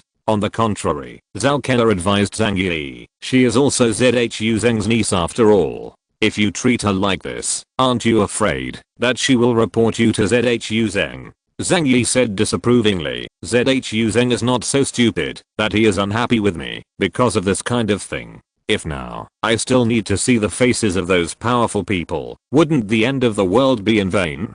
He smiled and reached out to touch Zhao Kenner's fair and tender face. Don't worry, it's the people in Blizzard City who need me now, not me who needs them. Now, the reason why ZHU Zheng can secure his position as the commander-in-chief of Jiangnan region is because Zhang Yi decided to save him.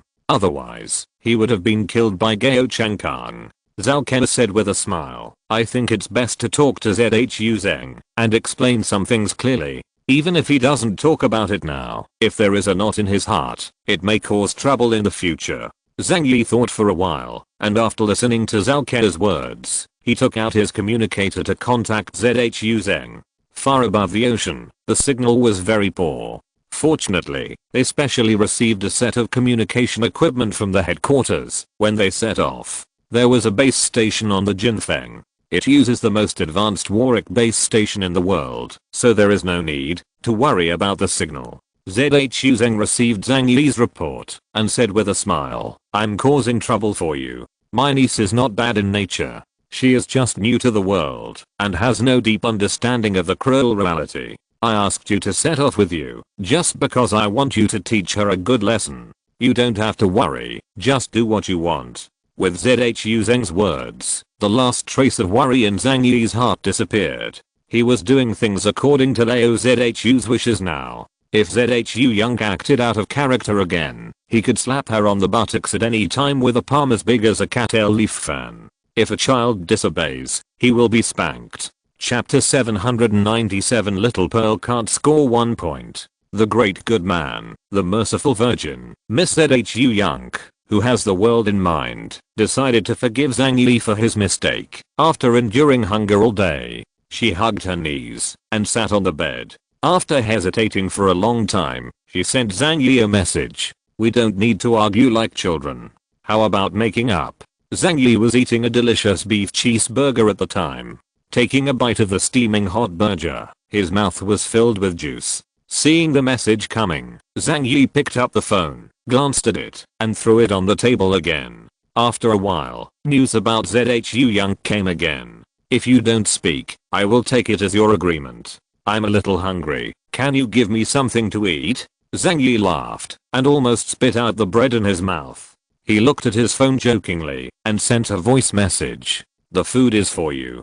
Didn't you give it away? When Zhu Yang saw Zhang Yi's message, his eyes widened. He threw his phone on the bed angrily and then lay on the bed holding his stomach. Zhao Ken said to Zhang Yi, "Are you really not going to feed her? If she is hungry for 3 days, I'm afraid she will collapse." Zhang Yi said calmly, "People who have never endured hunger have no idea of the preciousness of food.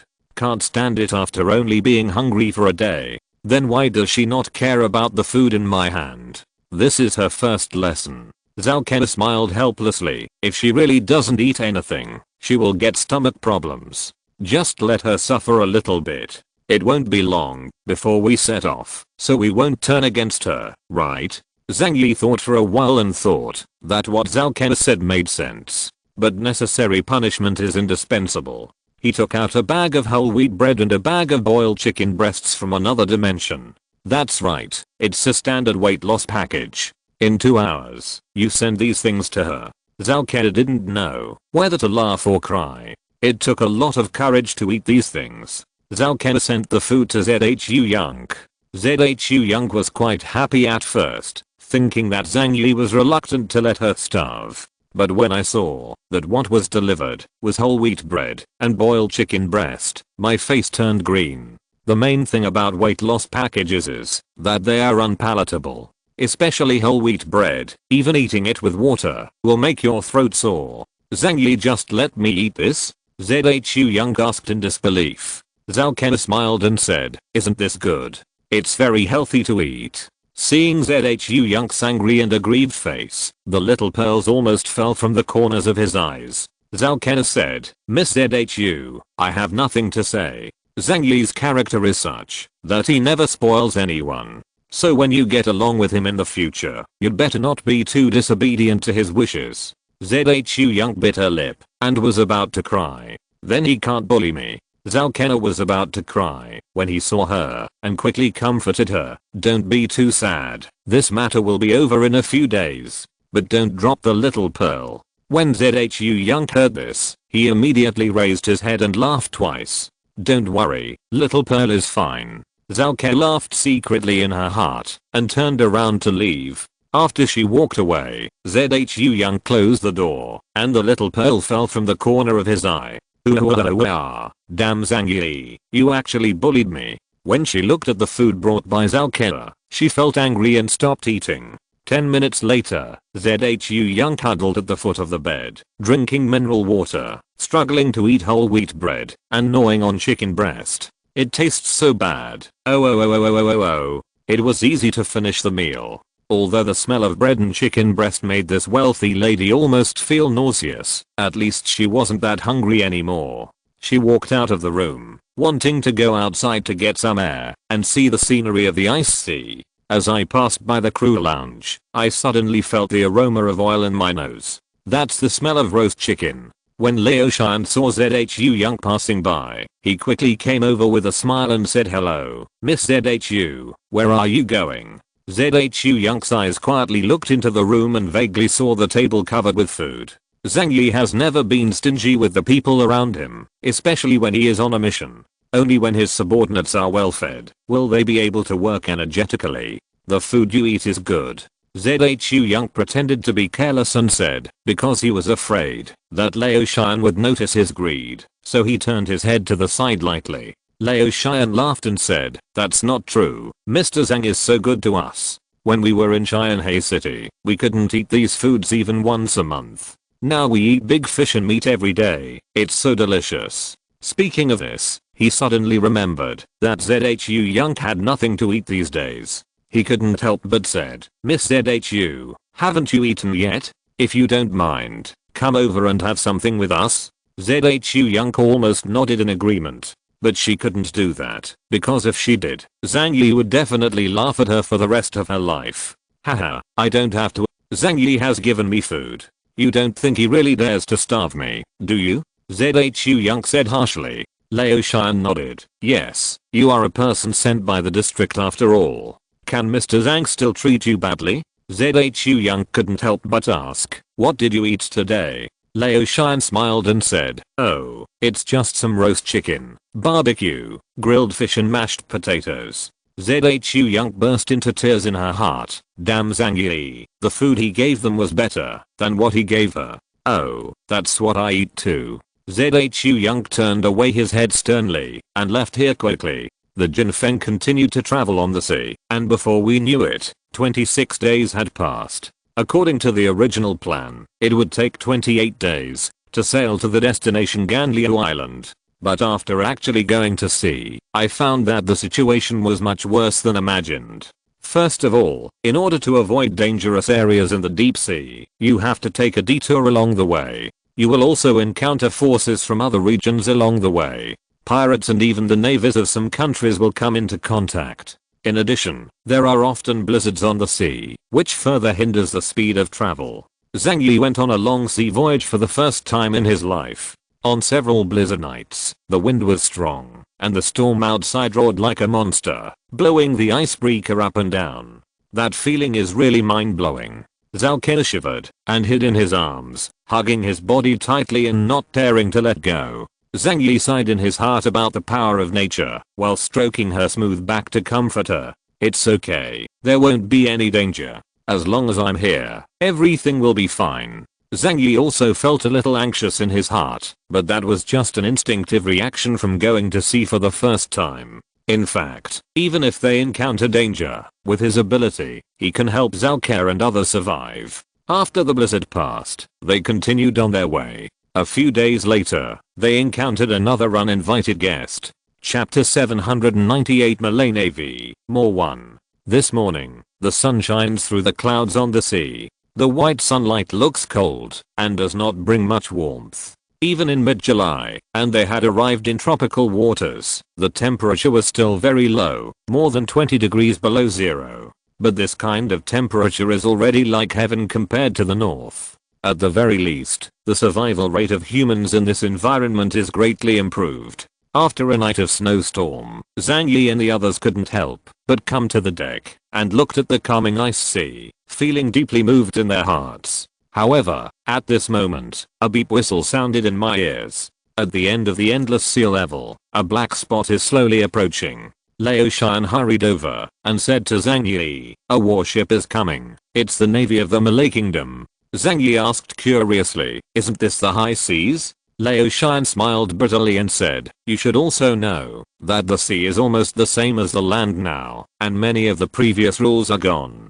Due to the shortage of supplies, many small countries have turned into gangster countries. The navies of some countries also work part-time as pirates. Except for world powers like Ahuaksu Kingdom or Colombia, there are many such situations in other countries. Zhang Yi slowly narrowed his eyes. Malay country is also a large country in the ocean area. Zhang Yi cannot take action directly until the other party expresses hostility. What are they going to do? Zhang Yi asked. Lao Shan said, they asked to board the ship for inspection. Mr. Zhang, what should we do? Lao Shan's heart was also pounding. Malay's warships are no joke. They are equipped with advanced weapons. Even if the Jinfeng has heavy armor, it cannot stop the warship's artillery and torpedoes. Zhang Yi narrowed his eyes and thought about countermeasures. ZHU Young said, we can communicate with them. If they know that we are the ship of Huaksu Kingdom, they will not dare to embarrass us. Zhang Yi glanced at her. If we use the name Jiangnan region and say that we are expatriates affiliated with Blizzard City, they may be wary. But are you sure you want to reveal our identities? ZHU Young didn't know what to say at that time. They were performing a secret mission and their identities must not be exposed. Even if it's a civilian ship, maybe. ZHU Young's voice became smaller and smaller. She witnessed a lot of fighting and killing along the way, and her mentality slowly changed. In the apocalypse, human life is worth less than grass. If they are really civilian ships, no one will care about what happens. Lao Shan asked, "What do you mean?" Zhang Yi stood up from the railing calmly, "Let them come over, and then act according to the situation. It depends on what the other party plans to do. Zhang Yi doesn't cause trouble, nor is he afraid of trouble. Strength is his greatest capital." Lao Shan received Zhang Yi's instructions and immediately asked the staff to respond to the other party's information about boarding the ship for inspection. Zhao Ke stood next to Zhang Yi. Her small hand was held by his big hand, and the nervousness in her heart suddenly disappeared. She looked up at his indifferent profile, with a down-to-earth smile on her lips. Zhu Young was actually very nervous. This was the first time she had seen this situation in her life. If she cannot reveal her identity, then she is just a civilian. For the first time, as a civilian, I have to face the inspection of another country's navy on the sea. It is impossible not to be nervous. She originally wanted to get close to Zhang Yi and gain a sense of security, but the looks of Zhang Yi and Zhao Ke made her feel particularly redundant. Soon after, a grey warship came next to the Jinfeng. This warship is not big, slightly larger than the Jinfeng. It is filled with soldiers wrapped tightly in white combat uniforms and holding weapons in their hands. Zhang Yi's eyes never left them. Once they made any unusual move, Zhang Yi would immediately open the dimensional gate to resist the opponent's attack. On the Merace warship, a man who looked like an officer stood up. The combat uniform he wore was obviously different from that of ordinary soldiers, making it easy to distinguish. He waved to this side, and then the two ships slowly moved closer together. The soldiers set up wooden planks, then filed along the planks, and came to the deck of the Golden Front. Zhu Young explained to them, "We are from Huaxu country. This is just an ordinary civilian ship. It definitely does not carry any prohibited items." The Malay Navy ignored her words. Instead, a soldier walked over directly, pushed Zhu Young to the ground, and pointed the barrel of the gun directly at her head. "I asked you to talk, and you are talking. Now, shut your mouth quietly." The black muzzle was pointed at Zhu Young's head, and she could even see the cold spiral inside. In her life, she had never had a gun pointed at her head. The young lady was so frightened that she sat on the ground and didn't dare to move. Zhang Yi watched this scene silently, but had no intention of taking action. He just watched the soldier's fingers with his eyes. His gun was only used to scare Zhu Young, and his finger was not on the trigger. "Now, please stand quietly with your hands behind your back, and then accept our inspection." The soldier shook the gun in his hand and shouted. Other soldiers had already rushed into the cabin and started searching. Zhang Yi remained calm. There are not many supplies on the ship. Zhang Yi had expected this situation to happen, so he usually only has a small amount of supplies in the cabin, which is enough for a week.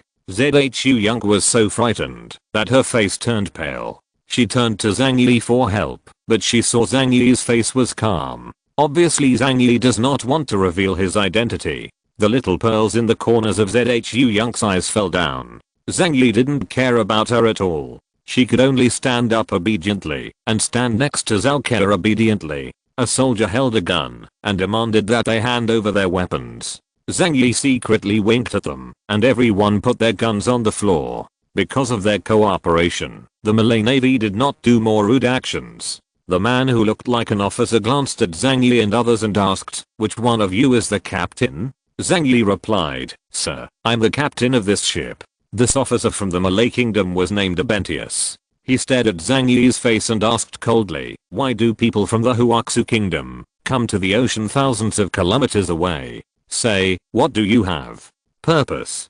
Zhang Yi swallowed and was so scared that he stuttered when speaking. I received a distress signal from my sister. She was trapped on an island. I'm here to save people." "Save people? What a touching brother," Abuntius said with a sneer, obviously not fully believing Zhang Yi's words. There were constant noises in the cabin, and these soldiers were particularly rough when searching for things, not willing to let go of anything. Zhang Yi couldn't help but said, "Sir, we don't have much supplies on the ship. Can you leave some food for us?" Chapter 799. If you don't do it, you won't stop. Additional updates for staff. Abuntius paid no attention to Zhang Yi's words. After a while, the soldiers moved a lot of things out of the cabin. There were a lot of various cans of food, as well as firearms and weapons. Upon seeing this, Abuntius said to his adjutant, "Didn't you find anything else suspicious?" The adjutant replied, "After inspection, it is just an ordinary civilian ship. There is nothing suspicious." Abuntius nodded. "Take them with you. Let's go back." This sentence was said in front of everyone, and Zhang Yi heard it clearly. His eyes slowly narrowed. "Sir, we have something else to do." "Shut up." A soldier pointed a gun directly at Zhang Yi's head. "You are not qualified to speak now. Your ship has been requisitioned by the Malay Navy, and you now have an extremely glorious opportunity to serve the Malay Navy." "Thank God."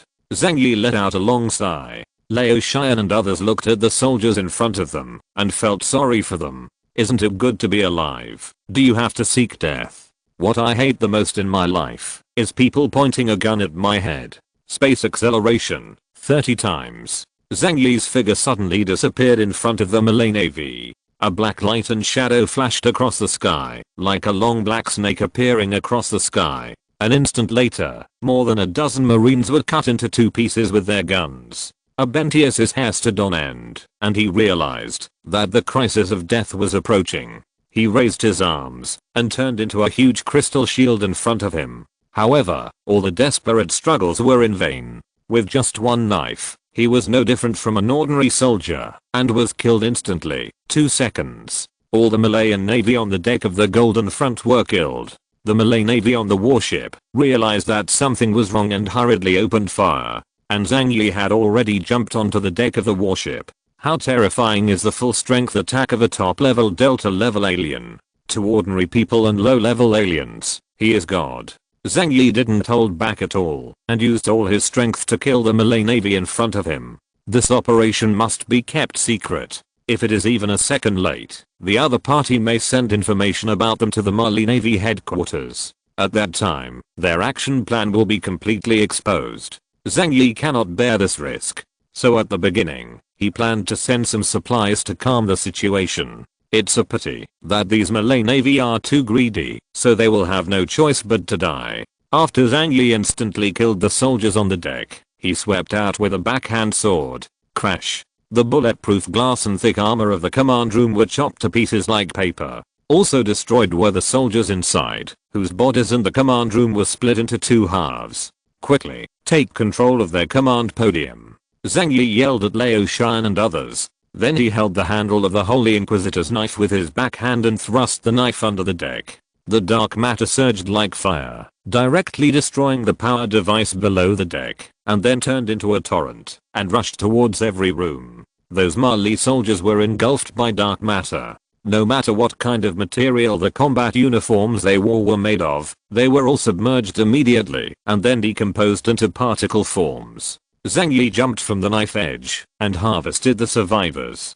Lao Xian also quickly led people to jump on the warship and began to control the command platform. The counterattack was completed in an instant. From the time Zhang Yi took action to Lao Xian and others boarding the ship, it took less than half a minute. Tens of seconds later, Zhang Yi killed everyone on the warship. The killing was going on very fast. Zhang Yi was breathing heavily, and he was actually a little excited in his heart. Not because of fear, but because they were worried that they wouldn't kill fast enough. The information here was sent out. In that case, their mission might be exposed. He carried the knife and returned to the deck. The ceiling of the command room had been cut off, exposing all the electronic equipment to the cold wind. "How about it? Have they sent any information about us?" Zhang Yi asked. Of course, there was an engineer among the sailors. After checking it, he said, "Mr. Zhang, they didn't have time to send it. But the ship has suffered huge damage now, and it won't be long before the Malay Navy will find the problem. Can you delay it for a while? The longer the better." The sailor said, "In 2 hours at most, they will find something is wrong. And with their technical means, they will definitely be able to find our location. At that time, we may be surrounded and suppressed by the Malay Navy, which will be very troublesome." Zhang Yi bit his finger, then immediately returned to the Jinfeng and used the communicator to contact Yang Xingxin, who was far away in Qianhe City. Brother, Xingxin misses you so much. Yang Xingxin's cute face appeared on the screen. Zhang Yi smiled. Although he was at sea, he would video chat with his family every few days. Xingxin, I have a very troublesome problem now. Can you give me some advice? Zhang Yi explained the situation to Yang Xingxin. Hearing this, Yang Xingxin said, while eating a lollipop, this problem is easy to solve. If their communication device is in your hands, it will be easy. Brother, connect the device to Xingxin's computer, and I can help you forge them.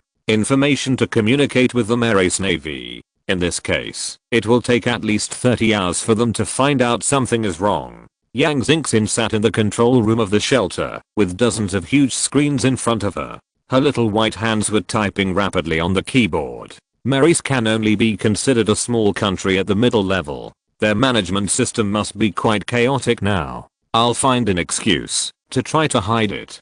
Zhang Yi thought of their attempt to steal the Jinfeng and said, let's just say that they encountered a neon ship and planned to rob the supplies on it. It would be better if the disaster could be diverted to the east. Okay, then follow your script, brother. Zhang Yi took action directly and inserted a signal receiver into the warship's console, and Yang Xingxin quickly invaded its system. Then a message was sent to the Marais military indicating that the ships they encountered were not from the Huaxu kingdom, but belonged to a group of neon rogues. Now they are in pursuit. It's the end of the world, and a large amount of information cannot be used to judge, so these words are not easy to expose. After that, Yang Xingxin will keep in touch with Malay regularly to delay. After this period of time, Zhang Yi and the others had already taken a boat away from the Marais area. Even if the other party wants to find someone, they will give up because of insufficient intelligence and the high cost of ocean navigation. Yang Xingxin controlled the warship and sent wrong signals to the Malay military. Zhang Yi and others returned to the Jinfeng. Old Shan, move forward at full speed and leave this sea area as soon as possible. Zhang Yi ordered. Yes, Mr. Zhang. Lao Shan did not dare to neglect and quickly sent people forward at full speed. But the faces of the crew were full of excitement. Seeing that their leader was so powerful that even a country's navy was casually killed by him, they couldn't help but feel a sense of pride in their hearts. Everyone worked more energetically and returned to work one after another. At this time, Zhang Yi noticed that Zhao Kenna was treating Zhu Yang. The soldier just pushed her and broke her elbow. In the cold season, the human body is more fragile and more susceptible to injuries. In addition, Zhu Yang herself is a delicate young lady, so it is not surprising. It's alright, it's alright. Zhao Kenna simply used Doctor's ability to heal her injuries. But the pain won't go away so quickly. Zhu Yang's eyes were red with grievance, and he looked at Zhang Yi with a look of resentment. Why didn't you take action when they bullied me? She was very unbalanced. If Zhang Yi had rescued her earlier, she would have been fine. When could she bully even a soldier? If you had said less, it would have been fine. Zhang Yi just replied lightly. Chapter 800. Zhang Yi's attitude made Zhu Yang extremely sad. The Marais soldier just pointed a gun at her head. She almost died. You don't care about me at all. She shouted angrily to Zhang Yi. From the first time we met, you have had a very bad attitude towards me. Tell me, where did I offend you? I've been working very hard to have a good relationship with you. What else do you want from me? Zhang Yi was silent. Why does it sound like it's his fault? From the beginning to the end, wasn't it Zhu Yang himself who had been treating him with an arrogant attitude? What's more, their relationship is just a working partnership, and Zhang Yi has no obligation to please her. I promised Zhu Shui just to guarantee your life. But this mission is very important, and I don't like to be a burden around me. If you were more sensible, I wouldn't treat you like this. Zhang Yi twisted his eyebrows and looked at her like a child. Calm down your young lady temper. Those things you are proud of have no effect in today's world. Zhu Yang was severely hit, but she was unwilling to admit it. How could she do something wrong? The fault was obviously the man in front of her who didn't know how to show mercy, who was cold and impersonal. You're talking nonsense. It's just because I told you not to take off your gloves when shaking hands that you keep it in mind. You're waiting for an opportunity to take revenge on me. She shouted very loudly. Zhang Yi said without hesitation. Damn it, I didn't expect you to find out all this. You are so smart. I have never forgiven you because of that incident. Zhu Young was stunned for a moment. She was just venting her emotions. Zhang Yi really admitted it? Zhang Yi pointed to his nose with a smile. You should get to know more about me. I, Zhang Yi, am notoriously petty, and I will definitely retaliate against you. I didn't expect it. He slowly opened his eyes, and a flash of impatience flashed through him. So from now on, please don't bother me again. He accidentally glanced at the huge sea of ice. In a place like this, any accident is possible. He had just finished killing someone, and the bloody smell on his body was still very strong. This murderous aura immediately made Zhu Young's neck start to feel cold. Her face turned pale, she staggered back a few steps, and then ran back to the cabin in a panic. The annoying guy finally left. Zhang Yi exhaled. The world is quiet now. Seeing this, Zhao Ken said worriedly, she is Zhu Zheng's niece after all. Isn't it inappropriate to speak to her like this? There's nothing wrong with that. Zhang Yi leaned against the railing. The Jinfeng moved forward at full speed, and the cold wind blew through his body. Sorry, I can't feel the chill, because he is wearing the most advanced cold-proof clothing. I'm not a person with high emotional intelligence to begin with. I'm a well-rounded person, so I have nothing to do with being able to play both sides. Zhang Yi smiled playfully. Zhao Ke looked at his expression and recalled for no reason half a year ago when she had just met Zhang Yi.